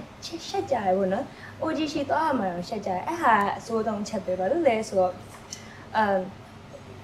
လူကြီးရရှိရလေငယ်ကောင်မလေးငယ်လေး OG ရှိသွားပြီဆိုလို့ရှိရင်ဒီကောင်မလေးငယ်လေးပဲရှိသေးရ OG ရှိဘာလို့သွားတာလဲအဲ့လိုအကြည့်ရနဲ့ကြည့်ကြရပေါ့နော်အဲ့ဟာကြီးကြောက်လို့ OG ရှိသွားရအောင်မှအဲ့လိုတိုးတိတ်သွားကြတာမျိုးရင်တွေ့ဘူးလေပေါ့နော်ဆိုတော့အဲ့ဟာအရန်ဆိုရယ် main မဆိုတာကတအိမ်ရှိတယ်အဲ့ဟာက privilege တစ်ခုပဲပေါ့နော်အဲ့ဟာ privilege တစ်ခုပဲဖြစ်တဲ့အတွက် OG ရှိသွားမှမကြောက်ပါနဲ့စစ်ဆေးရမှမကြောက်ပါနဲ့တအိမ်ငေါ့ကစားဟိုကာဝယ်သေးထိုးတာဖို့9နှစ်ကနေစထိုးလို့ရတယ်လို့ကြားတယ်9နှစ်ကနေ15နှစ်အောက်ဆိုလို့ရှင်ဟိုပို့ပြီးတော့ဆေးထိုးရတာလွယ်တယ်ပေါ့နော်15နှစ်ကျော်သွားလို့ရှိရင်တော့အဲ့ဆေးထိုးရတာနည်းနည်းလေးပို့ပြီးတော့ခက်ခဲရှိနိုင်တယ်ဒါပေမဲ့ better late than never but အခု20ကျော်30နောက်ကြသေးပါဘူးဆိုတော့အဲ့ဟာတွေအတွက်လဲဟိုဆေးထိုးဖို့တိုက်တွန်းခြင်းတယ်ဟန်ဒီကိုယ်တိုင်လဲဆေးထိုးအောင်မှာဆိုတော့အဲ့လိုမျိုးပေါ့နော်OG သားမှမကြောက်ပါနဲ့သူများအမြင်ထက်ကိုကျမ်းမာရေးကိုပို့ပြီးတော့ဒီဆိုင်စေချင်ပါတယ်ဟုတ်ဆိုတော့ဒါ HPV ကောက်ဝယ်ဆေးပေါ့နော် HPV ဒါတိတ်ကောင်းကင်ဆာအတွက်ကိုထိုးရမယ်ဆိုတော့ခုနပြောသလိုပဲဒါသမင်းစားဝဲမှာပြောပြီးမဲ့အပြိုပေါ်ပဲဖြစ်ပြီဆိုတာနဲ့ကိုဒါစထိုးရမယ်တကယ်လို့ဒါအရွယ်ရောက်လာပြီဆိုလို့ချင်း screening လုပ်ရမယ်စစ်ဆေးရမယ်test လုပ်ရမယ် screening လုပ်ရမယ်ပေါ့နော်စစ်ဆေးပြီးတော့ဒါမရှိဘူးဆိုတော့ကောက်ဝယ်ဆေးထိုးရမယ်သူကတစ်နှစ်ကို9ချိန်လောက်ထိုးရတာသူ dose နဲ့သူ HPV နဲ့ test လုပ်ပြီးတော့သူကမရှိထိုးရတယ်ပေါ့နော်နောက်ပြီးလို့ရှိရင်ဒါကအင်မတန်မှဟိုအရေးကြီးရဲ့ကျမ်းမာရေးအသိနဲ့တတိဟုတ်ကဲ့ဆိုတော့အဲ့ဒါလေးကိုဆရာတို့ကဒါဒီ Miss Grand Family တွေနောက်ပြီး Grand Sisters ကလည်းဒါဆရာအခုဒီမှာခုနမေးလိုက်တဲ့အခါမှာ HPV ထိုးထားလို့ရှိတာမရှိဘူးဆိုတော့သမီးတို့ကနေစပြီးတော့လောက်ရအောင်စာမြဲပြောတဲ့ကိုကဒါပြဒါကြီးလုတ်ပေးလိုက်မယ်ဒါနိုင်ငံနဲ့ချီပြီးကဘာကြီးနဲ့ချီမှမပြောကိုကနေရင်စအောင်ဘယ်အရာမဆိုဟုတ်တယ်မလားကိုကနေပြီးတော့စစ်စစ်မြစ်တာတရားလည်းအဲ့လိုပဲအသိပညာပေးဝေရလဲဒီအိမ်ကနေရတယ်ပဲစရတာကိုရဲ့မိသားစုဝင်တွေကိုရဲ့မောင်နှမသားချင်းတွေကိုရဲ့တငယ်ချင်းတွေကိုရဲ့အိမ်ကြီးချင်းတွေကနေပဲစသွားမှာအဲ့ဒီတစ်ဆင့်အိမ်ကနေစပြီးတော့ကိုယ့်ရဲ့ရက်ွက်ကြီးရွာမြို့အဲ့လို ထိသွားအောင်တဲ့အဲ့ဆိုတော့အခုသမီးတို့ဆိုလို့ရှိရင်အခုဒါလောက်ကိုလောက်ရမယ်ဟာ screening လုပ်ရမယ်မရှိဘူးဆိုရင်ဒါကောက်ပဲ HPV ထိုးကောက်ပဲထိုးရမယ်နောက်ပြီးအဲ့လိုလုပ်ရမယ်ဆိုတော့ vaccine ထိုးရမယ်ပေါ့နော်ဆိုတော့အဲ့ဒီဟာတွေအတိဟိုရှိစေခြင်းတယ်ဆိုတော့ခုနပြောလို့ပဲဒီ clean ငယ်တွေကြားလို့ရှိရင်လည်းဆရာမိနစ်ကတော့ဒီ topic ကိုပြောဘူးလားမသိဘူးတော်တော်များများဒါ first security မရှိတဲ့အခါမှာဒါက HPV နဲ့ဆိုင်တဲ့ဟာမဟုတ်ဘူးတအိမ်ထဲမှာအကျိတ်ဖြစ်တာအကျိတ်ဖြစ်တာဘယ်နည်းလဲဆိုတော့ တာလုံးလို့ အသားလုံးဖြစ်တာ sorry ရှင်းတဲ့သမီးပဲရှိသေးတယ်ရှင်းတဲ့သမီးပဲရှိသေးတယ်အဲ့ဒါကဘာဖြစ်လဲဆိုတော့စားတော့တွေမလုံခြုံတဲ့အခါကျတော့တအိမ်ထဲမှာခုနပြောတာပေါ့နော်အဲ့လိုအကျိတ်ပဲကလေးငယ်ငယ်လေးပဲရှိသေးတယ်အဲ့ဒါဖြစ်တဲ့အခါမှာဒီကိုယ့်အတွက်ကိုလုံခြုံမှုအတွက်ကိုသွားရမယ်ဒါအခုအများကြီးသွားရမယ်အခါပေါ့နော်ဆိုတော့ okay ဒီတအိမ်ကောင်းကင်ဆာနဲ့ပတ်သက်ပြီးတော့ဟိုဒီ awareness တွေတကယ်လို့များသမီးတို့ကဒါတကယ်လို့ crown တိုက်တာဟုတ်တာတကယ်ဖြစ်ခဲ့မယ်ဆိုရင်ဘယ်လို awareness ကိုလုပ်မလဲဘယ်လိုနေရာတွေမှာလုပ်မလဲဆိုတာကိုပြောပြပါဒီမဲလေးနေစပြောပါဒီတိမ်ကောင်းကင်ဆာနဲ့ပေါ့နော် cervical cancer နဲ့ပတ်သက်ပြီးပြောရမယ်ဆိုလို့ရှိရင် Tracer က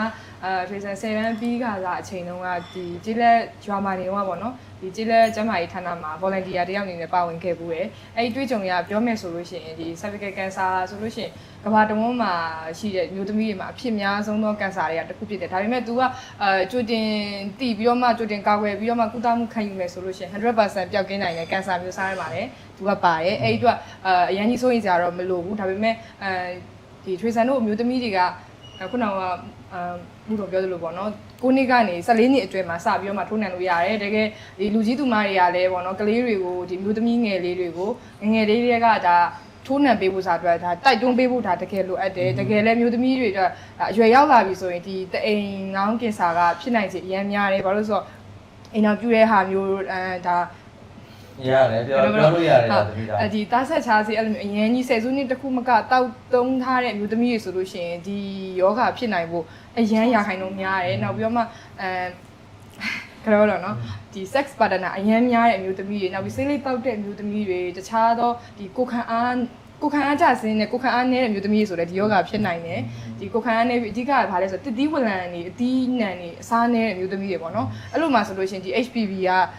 virus ကဖြစ်နိုင်ခြေရှိတယ်ဒီ HPV virus ကကျတော့ဒီlike ဆက်ဆံမှုကနေတစ်ဆင့်ဒါကူးဆက်ပြီးတော့မှခန္ဓာကိုယ်ထဲမှာ तू ကဒီ virus ပိုးတစ်ခုအနေနဲ့အချိန်ကာလတစ်ခုအနေနဲ့ तू ကအောင်းနေပြီးတော့မှဒီကင်ဆာဒီတိမ်ကောင်းကင်ဆာဒီကင်ဆာအဖြစ်ပြောင်းသွားတဲ့ virus ပေါ့နော် HPV virus အနေနဲ့ तू ကအရင်ဆုံးဖြစ်တယ်ဖြစ်ပြီးပြီဆိုမှဒီ cervical cancer ဖြစ် तू ကပြောင်းသွားတာ तू ကအဓိကပါသူ့ရဲ့ဟိုကြောက်စရာကောင်းတဲ့အချက်ကလက္ခဏာကတိတတာမပြဘူးဟုတ်တယ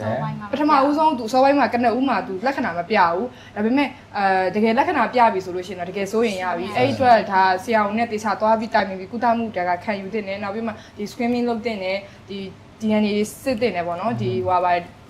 HPV DNA test တွေလုပ်တင်တယ်ဘယ်လိုမျိုးကာကွယ်ရမလဲဆိုတော့ဒီကာကွယ်မှုတွေကကြတော့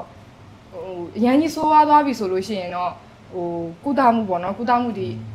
အေးကုထုံဆိုတာလည်းရှိတယ်အေးကုထုံကကြတော့ဒီခနာကိုယ်ထဲမှာမလိုအပ်တဲ့ cell တွေကိုပေါ့နော်ဒီအေးကုထုံနဲ့တွဲကြဖြည့်ဆည်းပလိုက်တာအဲ့လိုမျိုးလည်းလုပ်လို့ရနောက်ဒီလျှက်စစ်ကွင်းဆိုတဲ့ဒီ lip ကုထုံလည်းရှိတယ်အဲ့ဟာကြတော့ဒီတိမ်ထဲမှာရှိတယ်မလိုအပ်တဲ့အသားစားတွေသူကအသားစားတွေသူကဖြည့်ဆည်းပြတဲ့ဟာပေါ့နော်အဲ့လိုမျိုးနှစ်မျိုးအနေနဲ့ကုသလို့ရတယ်အဲ့လိုမျိုးရန်အခြေအနေဆိုးတဲ့လူနာတွေဆိုရင်ကုသလို့ရတယ်ကြိုတင်ကာကွယ်မယ်ဆိုလို့ရှိရင်ဒီ2မျိုးဆက်တို့4မျိုးဆက်တို့9မျိုးဆက်တို့ဒီကာကွယ်ဆေးတွေပေါ့နော်မျိုးစားလိုက်သူတို့ဒီကာကွယ်မှုဟိုအရေးသွေးတွေ quality တွေကတော့ကွာခြားမှုတော့ရှိတယ်အဲ့လိုမျိုးတွေလည်းထိုးလို့ရတယ်အိမ်အောင်ရှိပြီးသားမျိုးသမီးတွေဆိုလို့ရှိရင်ဒီအသက်အရွယ်အိမ်အောင်ရှိမရှိပေါ့နော်အသက်အရွယ်22နှစ်ကနေ29နှစ်ကြာရှိတဲ့မျိုးသမီးတွေဆိုလို့ရှိရင်ဒါတစ်နှစ်ကို3ချိန်ကနေ3ချိန်ကတော့ဟိုဒီထိုးလက်ထိုးရမယ်နောက်ဒီ screening ဒီ test တွေလည်းလုပ်ကိုလုပ်ရမယ်တကယ်လို့အသက်30ကနေ65နှစ်အတွင်းဆိုလို့ရှိရင်တော့ဒီ screening ရေ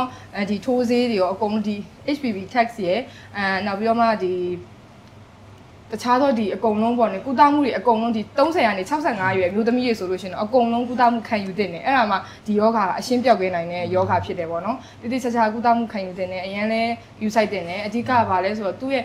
လက္ခဏာတွေကဘာလဲဆိုတော့ဒီပုံမှန်မဟုတ်ဘဲနဲ့ပေါ့နော်မျိုးသမီးတွေပုံမှန်ရာသီဆင်းတာမဟုတ်ဘဲနဲ့ဒီသွေးတွေဆင်းတာနောက်ပြီးတော့ဒီခါးနဲ့ဒီစီးစက်အောက်ပိုင်းတွေနာကျင်တာနောက်ပြီးတော့ဒီတခြားသော လိင်ဆက်ဆံပြီးလို့ရှိရင်သွေးစင်းတာတို့အဲ့လိုမျိုးဖြစ်လာပြီဆိုလို့ရှိရင်တိတိချာချာဒါပြတင်ပြီဒါပြတင်ပြီဒါကဟိုရှက်ရမယ့်အရာလည်းမဟုတ်ဘူးကြောက်ရမယ့်အရာလည်းမဟုတ်ဘူးရှက်မယ်ကြောက်မယ်ဆိုလို့ရှိရင်မလိုအပ်တဲ့မလိုလားအပ်တဲ့ဒါဟိုဘယ်လိုပြောမလဲမလိုလားအပ်တဲ့ဒီဟိုစကားပုံရှိတယ်ဟိုအဲ့နဲ့ထွေးရမယ့်ဥစ္စာပစိန်နဲ့ပေါက်ရတယ်ဆိုတာစကားပုံရှိတယ်မလိုအားအဖက်နဲ့ဒါတိတိလေးကနေအကြီးကုသရမယ်ဆိုရင်ကုသလို့ခံယူလို့ဟိုပျောက်ကင်းနိုင်တဲ့ယောဂါကနေဟိုအသက်ဆုံးနေကြီးဖြစ်သွားတဲ့ဟာမျိုးတွေလည်းအဲ့လိုမျိုးတွေလည်းအများကြီးပဲရှိရဲဆိုတော့ပေါ့နော်အဲ့လိုမျိုးမရှက်ပါနဲ့မကြောက်ပါနဲ့ဒါကရှက်ရကြောက်ရမယ့်အရာမဟုတ်ပါဘူးမျိုးသမီးတွေကိုဒီကနေဒါတိတိချာချာလေး queue site ပေးဖို့တိချာထိုးနှံပေးဖို့ဒီအားလုံးကိုလည်းဒါဒီနေရာနေတိုက်တွန်းချင်ပါတယ်ထွေးစမ်းကဟုတ်ဆိုတော့ရန်ကုန်မြောက်အနေနဲ့ပေါ့နော်တကယ်လို့များက short to the point ပြောမယ်ဆိုလို့ရှိရင်ကဲဘယ်လိုပြောမလဲဒါ awareness ပေးရမယ်ဆိုလို့ရှိရင်ဘယ်လိုနေရာမှာဘယ်လိုအကြောင်းအရာနဲ့လုပ်မလဲဆိုတာလေးပေါ့မင်းဆိုရင် awareness ပေးရမယ်ဆိုရင်ကျောင်းနေ school high school အဲ့လိုမျိုးနေရာတွေကနေစကြတယ်။ဘာဖြစ်လို့ဆိုတော့ main ငယ်လေးအဲ့ရွယ်ခဲကအဲ့လို knowledge ကိုထည့်ပေးထားမှာ PSS education ပညာအဲ့ရွယ်တွေကစလို့ရပေါ့နော်။တော်ရုံဆိုမတိကြဘူး9တန်း10တန်းပဲဖြစ်လောက်ဘူးလို့ပဲထင်တာ။အဲ့ရွယ်တွေကဖြစ်တယ်။ဖြစ်တယ်ဟုတ်တယ်။ဖြစ်လို့ရှိရင်လည်းတို့လူကြီးကထင်ကြပါတော့ဒါဆိုးလို့တခုခုပေါ့အဲ့လိုမလိ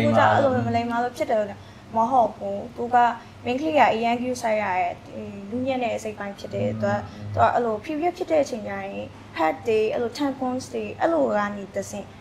ဖြစ်တာရှိတယ် virus ကဝင်လာအားကြောင့်မလို့အရန် view ဆိုင်ရအဲ့လို view မဆိုင်ဘဲနဲ့ဖြစ်သွားတဲ့ဟာကိုလူကြီးမိဘတွေကလည်းအမြင်မဆောင်စေချင်ဘူးအဲ့ဒါကိုဟိုရှက်ကြောက်စရာလည်းမလိုဘူးပွင့်လင်းတမီးကတော့ဒါဖြစ်နေရအဲ့လိုမျိုးတေချာပြောပြီးတော့ဆရာဝန်ကိုတေချာပြ OG ကိုတေချာပြနည်းနည်းလေးဖြစ်တယ်လည်းမပေါ့နဲ့ဘာဖြစ်လဲဆိုတော့မီရဲ့အမေကတအိမ်ထုတ်ထားရအဲ့လိုသူကကင်ဆာဖြစ်တာလူငယ်10နှစ်ကအဲ့တော့ science ကဟိုဆေးပညာတိတ်က majority တော့လေထုတ်လိုက်ရတယ်အခုဒီ back ရောက်နေပြီ science ကလည်းတိုးတက်နေပြီဒါပေမဲ့ဖြစ်နေတော့တနစ်ကိုတွေ့ရှိရလူတစ်ပေါ့နော်တွေ့ရှိရလူတစ်က6သိန်းကျော်တယ်တေဆုံးတာတနစ်ကိုတေဆုံးနေတဲ့ဦးရေက3သိန်းနဲ့4တောင်းတော်တော်များတယ်ပေါ့နော်အဲ့ဒါ awareness မရှိလို့မသိကြဘူးငယ်လေးခဲကကလေးလေးအရွယ်ခဲကစပြီးတော့ကျောင်းနေမှာစပြီး awareness တွေများလုပ်ပေးတဲ့အဲ့လို campaign တွေဒီလား campaign တွေလုပ်ရမယ်အများကြီးလုပ်ရမယ်ပြီးရင်အဲ့လို community အဲ့လိုမျိုးနေရာတွေပေါ့နော်ဥမာဒီဆိုလို့ central ပါလို့ဆိုလူရန်လာကြတယ်လေအဲ့လိုမျိုးနေရာတွေတော့လုပ်ရမယ်ဆိုတော့တိုင်းတို့အနေနဲ့တကယ်လို့များဒီ awareness တွေကိုလုပ်ကြမယ်ဆိုင်ဖို့တစ်ခုလုပ်မယ်ဆိုတော့ဘယ်လိုဆောင်ဖို့လုပ်မလဲwomen health is our empowerment because ကျမတို့အမျိုးသမီးတွေဟာဆိုရှင်ကျန်းမာရေးကအဓိကအရေးကြီးရဲ့အဓိကကျန်းမာရေးကကြတော့ hormone balance ဖြစ်ဖို့လိုတယ်အဓိက hormone အတက်အကျဖြစ်လို့ရှိရင်လည်းအမျိုးသမီးအများတယောက်အနေနဲ့ပေါ့နော်ကျန်းမာရေးနဲ့ညီညွတ်တယ်လို့မမြင်ဘူးပေါ့နော် so အဓိက hormone မှန်နေလို့ရှိရင်ဒီတအိမ်ပြဿနာကြီးဆိုတာကရှိလာမှာမဟုတ်ဘူးပေါ့နော် so ပြီးတော့ကြတော့တအိမ်အားနေတာဘာညာဆိုရှင်လေ infection ဝင်နိုင်တယ်အဓိက HPV ဆိုတာကhuman papilloma virus ပေါ့နော် so အဲ့အရာကိုအခုဆိုရှင် prevent လုပ်လို့ရတဲ့ကာကွယ်ဆေးရှိရယ်ကာကွယ်ဆေးဘယ်နှစ်တစ်ချိန်ဆိုပြီးတော့ပေါ့နော်အဲ့ဒါတွေအကုန်လုံးကို awareness ဖြစ်စေခြင်းနဲ့အဓိကကျောင်းကနေစပြီးတော့မြို့နယ်အတီးတီးမှာပေါ့နော်awareness activities လုပ်စီခြင်းနဲ့အဲ့ဒါမှဒါဒီယောဂါကပေါ့နော်အဓိကဖြစ်မှကုရမှာမဟုတ်ဘူးမဖြစ်ခင်တည်းကကာကွယ်တင်နေဆိုတာကိုyoung woman တွေကိုအသိပေးချင်ပါတယ်ရှင် Okay ဆိုတော့ဆောင်းဖို့ကခုနပြောရဲ women health is our empowerment Okay ဆိုတော့အဲ့ဒါလေးကဆရာမထားမယ်ဆိုတော့ Supra ဘုံအနေနဲ့လည်းပဲဒါဆိုတော့ Supra ဘုံကဆိုတာချစ်ပြီးတဲ့အတိုင်းအတာနဲ့ဆိုလို့ရှိရင်ဒီ awareness တွေကအခုဆိုလို့ရှိရင်နာမဆက်သွယ်ရေးတွေနောက်လို့ရှိရင်ဒါ social တွေနဲ့အားနဲ့နေအခါကြလို့ရှိရင်သမီးအနေနဲ့ဘယ်လိုနေရာတွေမှာဒီလိုအကြောင်းအရာတွေကိုပြောဖို့တင့်တော်မလဲပေါ့နော်ဆိုတော့လည်းစဉ်းစားထားရှင်အဲ့ဒါပြပြပြပါလားကျူလီယာတို့ဒီဘက်မှာလေဘက်မှာဆိုရင် awareness အရင်နဲ့ပေါ့နော်ဆိုတော့ဒီကပြောစနာကတော့ဒီဟိုမလဲ young girl တွေပဲမဟုတ်ဘူးကမိဘတွေကလည်းပေါ့နော်အရေးကြီးပါတယ်ဟိုကိုမှတာသမီးရှိပြီဆိုရင်ဒီကိုယ့်ရဲ့သမီးတို့ပေါ့နော်ဒီသူတို့အသက်အရွယ်တစ်ခုဖြစ်လာပြီဆိုတော့တဲ့အမျိုးဒီလိုမျိုးဒီလိုလေးတွေပေါ့နော်ဘယ်လဲကာကွယ်ဆေးလေးတွေပါပေးတင်တယ်ပေါ့ပေးတင်တယ်ပြီးတော့မိဘတွေဒီလည်းအရင်ရေးကြည့်လို့ထင်ပါတယ်ဟိုသားသမီးတို့တော့ဖြစ်လာခင်တည်းကကာကွယ်ဆေးလေးတွေတေချာလေးကိုမှ တိုးပြီးတင်ပါတယ် ဘာလို့ကိုရိုနာမှာဆိုလို့ရှိရင်ဘာငါတို့တော့မရှိဘူးမဖြစ်ဘူးနေလို့ခေတ်ကမှဖြစ်တယ်ရှိတယ်ဆိုတာဖြစ်တယ်ဆိုတော့ကိုရီဘာလို့လဲဆိုကိုရီဒါနေပုံထိုင်ပုံတွေစားပုံတောက်ပုံတွေစားတော့တွေခုနပြောတဲ့ food security ဆိုတာအဲ့ဒါဖြစ်လာတာပေါ့နော်ဆိုတော့အဲ့ဒါလည်းမတူဘူးဒါခေတ်လည်းမတူဘူးဆိုတော့ရှိတယ်ဆိုကိုရိုမျိုးဆိုငါတို့ခေတ်ကအဲ့ဒါလည်းမရှိနေလို့ဟိုခုဆိုခေါင်းတော်လိုက်ဖင်ကြတယ်ဟုတ်တာတော့ဟုတ်ပါတယ်လေဆိုတော့ကိုရီကလည်းလုပ်ရဆိုတော့ဖုန်းကြီးပဲကြည့်လို့လည်း exercise မရှိလို့လည်းဖြစ်တဲ့အကြောင်းအရာရှိရပေါ့နော်ဆိုတော့သမီးပြောလို့ပဲဒါနေမာနေတဲ့သူကလေးယောက်လည်းပဲဒါကျမရဲ့အတိခါခါကြလို့ရှိရင်ဒါခုန forum တော့ဖြစ်ကုန်ပြီဒါ awareness လုပ်တဲ့ program တွေမှာတော့ရောက်ပြီးတော့ join တင်တယ်ပေါ့နော်ဒါအဲ့တော့ဒီ KCB နဲ့ပဲတော့ဒါ Korean ဆို community ရှိကြများတဲ့ခါမှာအဲ့မှာလည်းပဲဒါပြောတဲ့တယ်ဥပမာအခုဆို summer camp နေလာပြီsummer camp ဆိုတော့အခုဒီတကြံတွင်းမှာရှိမယ် summer camp တွေထဲမှာဒါဒီလို awareness တွေပေးတဲ့တယ်ပေါ့နော်ဒါလေးကလည်းပဲတပည့်တို့အနေနဲ့ဒါပြောတဲ့တယ်ဆိုတော့တက်စီလေးအနေနဲ့ကခုနပြောဆရာဘယ်လိုဖြစ်လဲဒီတဲ့ကောင်းကင်ဆာနဲ့ပတ်သက်တဲ့အတွေ့အကြုံတွေရှိတာသမီးစီမှာဒါကြာဘူးတာတွေပါရှိတယ်နည်းနည်းမျှဝေပေးပါဦးလေ ဟိုညီမရဲ့အတော်ရန်ကုန်စေးရုံရဲ့ကင်ဆာဌာနရဲ့ညွှန်ကြားမှုပါရှင်ကင်ဆာယောဂနဲ့ပတ်သက်ပြီးတော့ကြတော့သူစီကနေပြီးတော့အများကြီးသိရပါတယ်ဟိုညီမတို့ channel မှာလည်းကင်ဆာယောဂနဲ့ပတ်သက်ပြီးတော့အခုလိုမျိုးပေါ့နော်တဲ့အိမ်ကောင်းကင်ဆာနဲ့ပတ်သက်ပြီးတော့အနည်းပြောက်ဆုံးသွားရရှိတယ်။ तू ကဘယ်ကနေစရလဲဆိုတော့သူ့ရဲ့အမျိုးသားက HIV ယောဂဖြစ်တာ HIV ယောဂဖြစ်တာကို तू ကသွားပြီးတော့ပေါ့ဆက်နေရနေစပြီးတော့ကင်ဆာဆေးရတွေ့လာတဲ့အချိန်မှာဒါပေမဲ့ तू ကဒီတိုင်းပဲထားလိုက်တယ်ဘာမှမလုပ်တော့တအိမ်ထုတ်လိုက်တယ်တအိမ်ထုတ်လဲမမီတော့ဘဲနဲ့အဲ့လိုမျိုးကြီးကုညပဲနဲ့ဆုံးသွားတာအဲ့လိုမျိုးကြီးဆုံးသွားတာအဲ့တော့ကဆိုရှင်သူ့မှာတားလေးနှစ်ယောက်ကြံခဲ့တယ်သူတားလေးနှစ်ယောက်ဆိုလို့ရှိရင်အဖေကလည်းအရက်သမားလမ်းလေးရောက်နေတာအဲ့တော့တားလေးနှစ်ယောက်ကြံခဲ့တော့သူတားလေးနှစ်ယောက်ကလည်းအဲ့လိုပဲလူမိသားစုကဒီလိုပဲအဆုံးသတ်သွားအဲ့လိုမျိုးဆရာခုနပြောသလိုမျိုးကဒီကညီမလေးပြောသလိုမျိုးအဲ့လိုဟိုမိဘကိုဆုံးရှုံးသွားတဲ့လူတွေရှိတယ်အားကြောင့်မို့သမီးစိတ်ထဲမှာဘယ်လိုအတွေးဝင်လာလဲဆိုတော့လမ်းပန်းဆက်သွယ်မကောင်းတဲ့နေရာလေးတွေနောက်ပြီးတော့ဟိုအသိပညာပေးခြင်းနဲ့အဲ့လို campaign လေးတစ်ခုလုပ်ခြင်းနဲ့အဲ့လိုမျိုးလေးပေါ့နော်အဲ့လိုအသိပညာပေးခြင်းနဲ့ campaign လေးတစ်ခုလုပ်ခြင်းနဲ့နောက်ပြီးတော့ဟိုကိုမသွားနိုင်တဲ့နေရာကြီးဆိုလို့ရှိရင်လည်းဒါဆိုလို့ရှိရင်ကို YouTube ကနေမှတစ်ဆင့် Facebook တို့သိရမလားအဲ့လိုမျိုး social media နေမှ sharing လုပ်ခြင်းနဲ့အခုအဲ့လိုမျိုးစိတ်ကူးလေးတော့ဝင်လာမိရပါဘောအခုသမီးပြောသလိုပဲเนาะဟိုအခုဒူဘိုင်းကလာမောဘာလဲမင်းသားလာဟိုမိတဲ့ S ကလေးခုရှိရ housewife တွေကိုနာမည်တစ်ခုပြောတယ်ဘာ future ဘာဆိုတာမသိဘူးအနာဂတ်ကိုပုံဖော်သူလားပါလေအနာဂတ်ပုံဖော်မျိုးသမီးဟုတ်ပြီဆိုတော့အဲ့ဆိုတော့ဆရာတို့ကဒီ campaign တွေပါလဲဆိုတော့ protect her future လို့ပြောလို့ရတယ်ဟုတ်တယ်မလားဆိုတော့ဒီပြောဆိုမင်းလေးရတာအိမ်ဆိုတာဒါအမြဲတမ်းဟိုဒါမြက်တဲ့အရာရေးကြီးအရာဟုတ်တယ်နောက်လို့ရှိရင်ကိုယ့်ရဲ့အနာဂတ်လေးကောင်းမွန်တဲ့အနာဂတ်တွေကိုဒါဝိထုတ်ပေးတဲ့ဖတ်တီးပေးတဲ့ရာတစ်ခုဖြစ်တဲ့အတွက်ကြောင့်အားလုံးကဒါကိုတမန်တထားနဲ့ဆောက်ရှောက်တဲ့နဲ့နောက်လို့ရှိရင်ကိုယ့်ကြောက်တဲ့တွေမဟုတ်ဘူးခုနဆရာပြောသလိုပဲကိုကနေစအောင်ပါကိုကနေစပြီးတော့ဟိုဖြစ်ကြရတယ်ပေါ့နော်ဆိုတော့အခုက topic ကလည်းနည်းနည်း heavy ဖြစ်တယ်ပေါ့နော် heavy ဖြစ်တယ်ဆိုတော့သမင်းစားတာလည်းစားပြ live ကလည်းဖြစ်မယ်ဆိုတော့နည်းနည်းလေးဟိုဟာဖြစ်မယ်ဆိုတော့ live ကိုသမင်းစားပြတာဖြစ်အောင်လည်းနည်းနည်း share ပေးပါလားဒါဆိုတော့ series director တွေနဲ့ဒီ fans တွေက share ပေးမယ်လို့ပြောနေပါတယ် share တာကို90နဲ့ရှိနေပေါ့နော်ဆိုတော့ဆိုင်ခန့်နိုင် show နဲ့လည်းတိုက်နေဆိုတော့ဒီဘက်ကလည်းဆိုင်ကသမင်းစားပြနေဆိုတော့နည်းနည်းလေးဟိုဟာဖြစ်တော့အမှန်ကတော့ဒါခုနပြောလို့ပါဒါဒီ awareness program ကိုပြောနေတာနဲ့ကိုဒါလူတွေသိစေချင်တယ်ပေါ့နော်ဒီ live မှာလည်းဒါအမှန်တရား YouTube ကနေကြည့်နေသူတွေကိုလည်းပဲဒါဒီကကျွန်တော်တို့လည်းပူပေါင်းပါဝင်လို့တဲ့မိတ်ဆွေတွေအားလုံးလည်းဖိတ်ခေါ်ချင်တယ်ဒါဒီစေပညာနဲ့ပတ်သက်တဲ့ဟာတွေဒါ provider တွေအားလုံးပေါ့နော်ဒါအားလုံးကျွန်တော်တို့ Miss Grand မြန်မာက CSR အလုပ်တစ်ခုအနေနဲ့ကျွန်တော်တို့လှုပ်ဆောင်သွားဖို့ရွယ်ထားပါတယ်ဒါအပြောသက်နဲ့မဟုတ်ဘဲနဲ့သမီးတွေကိုနဲ့ကလည်းပဲဒါအခုဒီ29ယောက်ကနေစပြီးတော့ test လုပ်ရမှာဖြစ်တယ်เนาะဒါတော့အားလုံးကနေစပြီး test လုပ်ရမယ် screening ဖတ်ရမယ်ပြီးလို့ရှိရင်ဒါ HPV ထိုးတဲ့ရင်ထိုးရမယ်အကြောင်းအရာတွေကိုလည်းဒါစပြီးတော့ဒီ6ကနေပြီးတော့ဒါကြည့်နေကြတဲ့အမျိုးသမီးတွေရှိလို့ရှိရင်လည်းဒါဒီဆက်ရ vaccination ထိုးတင်တယ်လို့ထိုးတဲ့နဲ့စစ်တဲ့နဲ့အမှန်ကတော့ဒီခုနပြောကြည့်နေကြပါတော့ under 15 to 9ပေါ့နော်ဆိုတော့အဲ့ဒါကဖြုတ်ပြီးတော့ဒါဟိုပြောမှဆိုလို့ရှိရင်ဒါအပြည့်ဖြစ်ကစားဟို တယောက်ကြပြိုပေါ်ဝင်လာစားအဲ့နောက်ပြီးဆိုစာထိုးထားတဲ့နယ်ပြီးလို့ရှင်ဒါနည်းနည်းအရွယ်ရောက်လာလို့ရှင်တော့ဒါ training testing လုပ်ရမယ်ဆိုတော့အဲ့လိုလေးဖြစ်တယ်လေဆိုတော့ခုနပြောတာ protect ဟာ future ဆိုတဲ့ခေါင်းစဉ်လေးပြီးလို့ရှင်ကောင်းမလားပေါ့နော်တို့ရဲ့ campaign တစ်ခုကိုလုပ်ခဲ့ဆိုတော့ okay စားရင်းနဲ့အခုလည်းစားပါဒီနေ့ကလည်းစားဖို့တက်လို့ထားမှာ live ကတွေသမင်းစားကြပါဆိုတော့စားပါပဲမစားလို့ရှိရင်ရှေ့ကနေပြူးပြွကြည့်နေတယ်လို့လည်းစားတာဆိုတော့ရှေ့မှာ supervisor တွေဒီနေ့ကတော့သမီးတွေက miss တွေဖြစ်တယ်ဆိုတော့ weight လဲဟိုမတက်အောင်ဆိုပြီးတော့ဒါနော်chicken ဟိုဒါဘယ်လိုလုပ်မလဲဒါရေအောင်တာ press တော့ထားရဲ fine okay fine စားပါအခုဆရာပြောတာလည်းနားထောင်နေတယ်ပေါ့နော်စားပြီးတော့နောက်တစ်ခုကပါလဲဆိုတော့ကိုရီးယား MGM ရဲ့ entertainment နဲ့ကိုရီးယားဒါလူမှုအထူးပြုလုပ်ငန်းကိုဘယ်လို match ပြအောင်လုပ်ကြလဲဆိုတော့အကြောင်းအရာတွေဒီလိုပဲစဉ်းစားထားမယ့်အကြောင်းအရာတွေရှိတော့ပါဟုတ်လား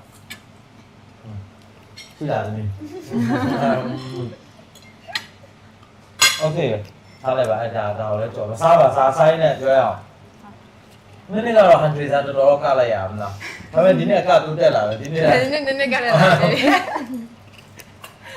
ဟိုဒီနေ့ day 1မှာဘယ်လိုလဲ training ဆရာမိုးရနဲ့ဆရာကအရင် energy ပြည့်ပဲသူ့ကြည့်ပြီးတကယ်အများကြီးလေ motivate အများကြီးရတယ်တကယ်လေ performer တယောက်ငယ်တယောက်အနေနဲ့ပေါ့နော်နှာနေုံနဲ့မပြီးဘူး challenge ရှိဖို့လိုတယ်ဘတ်စုံပေါ့နော်အဲ့အရာကြီးအကုန်လုံးလည်းသူကပြောပြရဲအချမ်းစင်းအပြင်ကိုဟုတ်တယ် challenge ဘတ်စုံတော်နေဖို့လိုတယ်ဒီနေ့ခေတ်မှာပေါ့နော်ဒါဆရာမရဆိုလို့ရှိရင်သူကလည်းသူ့ရဲ့ဒါ TikTok account နဲ့ဝင်ကြည့်လိုက်တာပေါ့နော်သူကဒီသူ့ရဲ့ muscle တွေကစသူက muscle တွေကိုဟိုဘယ်လိုလဲကစားတာစသူအကုန်လုံးအကုန်တင်ထားတာနော်သူ့ရဲ့ဟိုဘယ်လိုပြောမလဲအရေးချင်းတွေတကယ်ဒါပြေဝမှုကဘတ်ဆို passionate ဖြစ်တယ်ဆိုတော့တကယ်ဟိုဒီအလုပ်ကိုလည်းတော်တော်လေးအားစိုက်တယ်နောက်ပြီးရှင်တကယ်လဲဟိုစိတ်ရောပေါ့နော်တကယ်လည်းဆိုတော့ဆရာတော်နည်းနည်းဆိုရင်နေတာဆိုတော့သမီးတို့လိုက်များလိုက်လာဟုတ်လားအဲ့တော့ဒီနေ့လာကြည့်ရဆိုတော့ချွေးတော်ထွက်လိုက်ကြတယ်ဟုတ်တယ်အကောက်ကမတ်မိလားဆိုမမမိတော့ဆိုတော့ဆရာတို့ကဒီ Miss Grand ကကျတော့ဒါ entertainment ဖြစ်တဲ့အတွက်ကြောင့်မလို့ဒါကိုတော့ဆရာတို့ကအရာအားစိုက်စီချင်တယ်နောက်ပြီးလို့ရှိရင် Mr. Nawat တို့ဖွက်လဲလာမယ် Grand MGI တို့လည်းအခါမှာသူတို့ရဲ့ social media platform တွေမှာဖြစ်တဲ့အခါကျတော့ကိုယ်နိုင်ငံကလေးတွေကလုံနိုင်ပါတယ်ဆိုတဲ့အကြောင်းအရာလေးလည်းဖြစ်စေထပ်ပြချင်တယ်ပေါ့နော်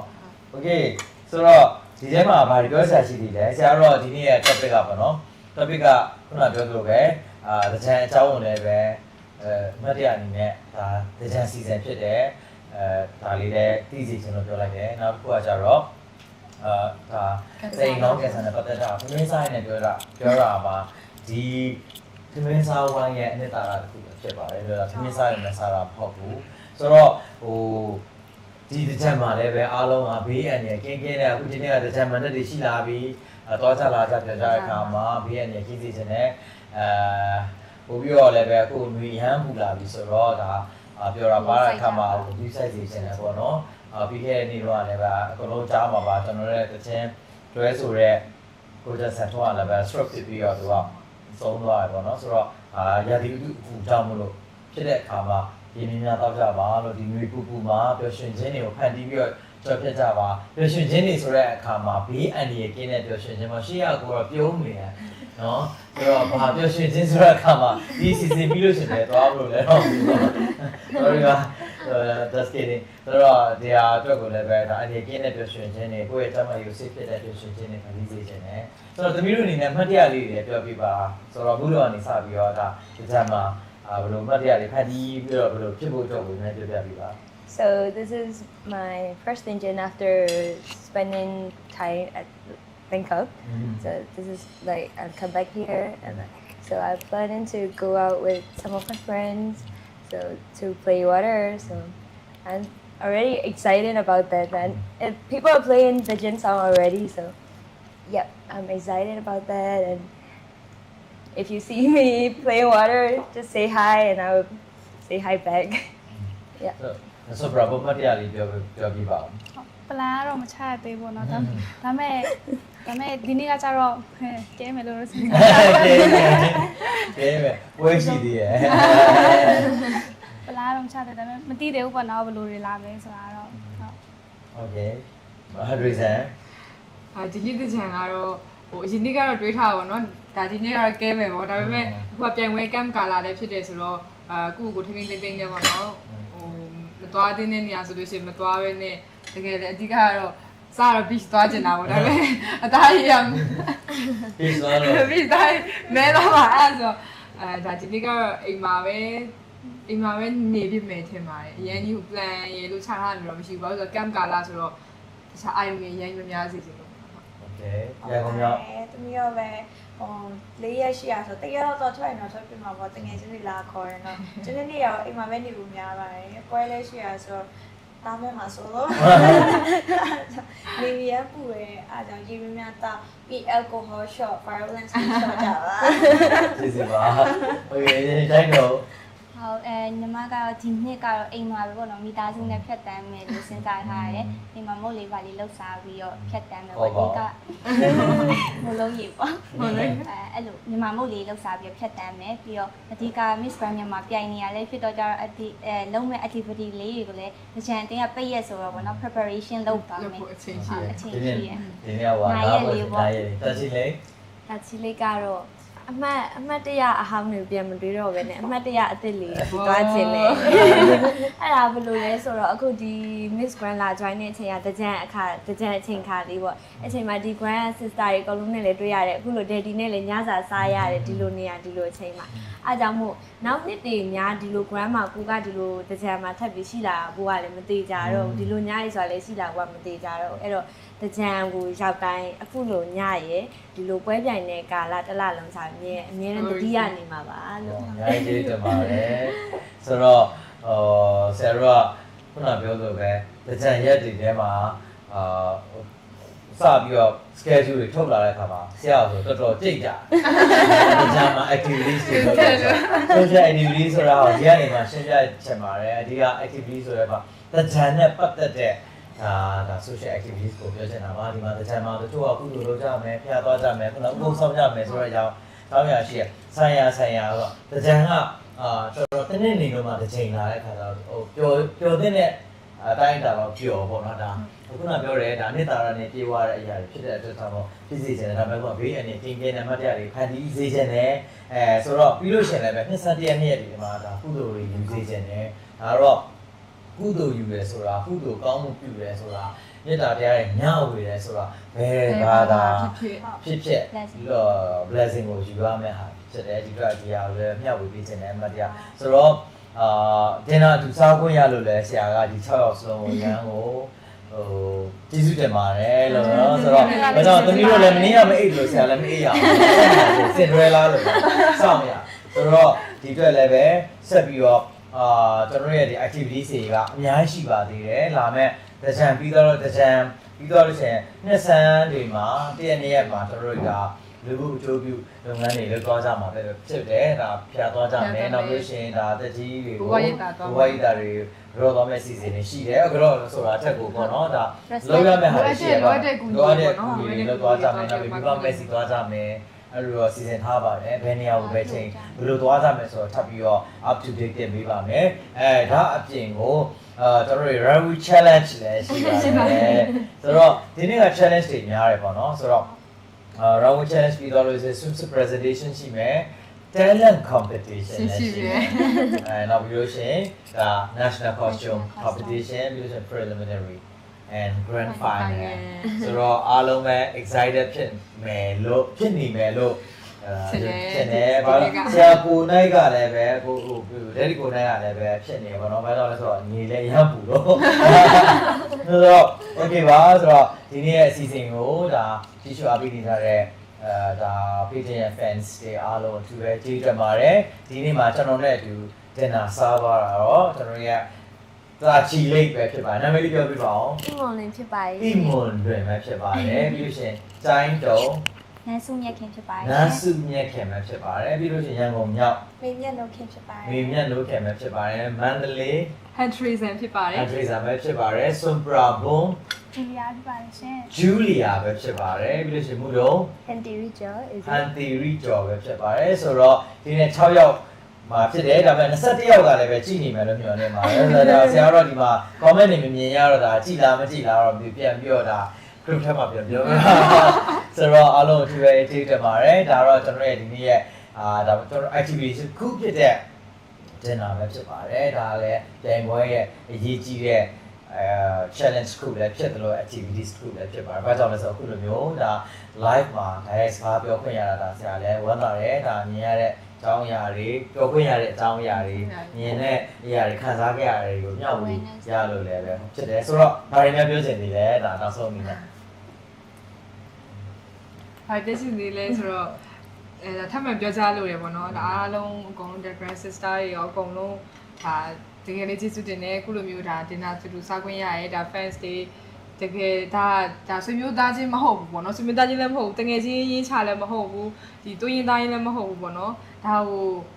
အလုပ်ရှုပ်ခံပြီးအလုပ်တွေမအားတဲ့ခြားတွေကနေဒါ share ပေးတယ်ထောက်လျှောက်ဒါတခြားဒီ page တွေဆိုလို့ရှိရင်တောက်လျှောက် run တာလုံးဝကိုပိတ်သွားတဲ့အချိန်ကိုအဲ့လိုမျိုး share ပေးကြတဲ့သူတွေရှိရပေါ့နော်အဲ့ဒါကြောင့်တကယ်ကိုအားလည်းအားနာရတယ်တကယ်ရင်ထဲကလက်လိုက်လဲတကယ်ကိုကျေးဇူးတင်တယ်သူတို့ကြောင့်လည်းဒါအခုလိုမျိုးရေးဒါဒီ6ယောက်ကထိုင်ပြီးတော့မှဒါအခုလိုဒီညစားခွင့်ရတာပေါ့နော်ဟုတ်ကဲ့ပါဆိုတော့အများကြီးလည်းကျေးဇူးတင်ပါတယ်ကို live ကြည့်တဲ့သူတွေကလည်းပဲ stage show သွားချင်ကြပြီထင်တယ်ဆိုတော့ stage show လည်းကြာကြမှာစတော့မယ်ဆိုတော့ okay ဆိုတော့အားလုံးကိုကျွန်တော်ရဲ့လာမယ့် activities တွေမှာဆက်လက်ပြီးတော့စောင့်ကြည့်ပေးရတဲ့အတွက်ပြောချင်ပါတယ်ကျွန်တော်ရဲ့ grand final ကတော့ May 9မှာပဲဖြစ်ပါတယ် Hexagon Complex မှာကြီးကျယ်ခမ်းနားစွာပြုလုပ်သွားကြမှာပဲဖြစ်ပါတယ်ဆိုတော့ကျွန်တော်ရဲ့ဒါ grand final မတိုင်ခင်မှာပြုလုပ်ကျင်းပသွားမယ့် activities ကိုလည်းဆက်လက်ပြီးတော့စောင့်ကြည့်ပေးကြပါလို့ပြောရရင်ကျွန်တော်ရဲ့ဒီနေ့ရဲ့ dinner အစီအစဉ်ကိုဒီမှာရန်နာခွင့်ပြုပါခင်ဗျာအားလုံးကို thank you we are grand the one and only စားလို့ရပါပြီ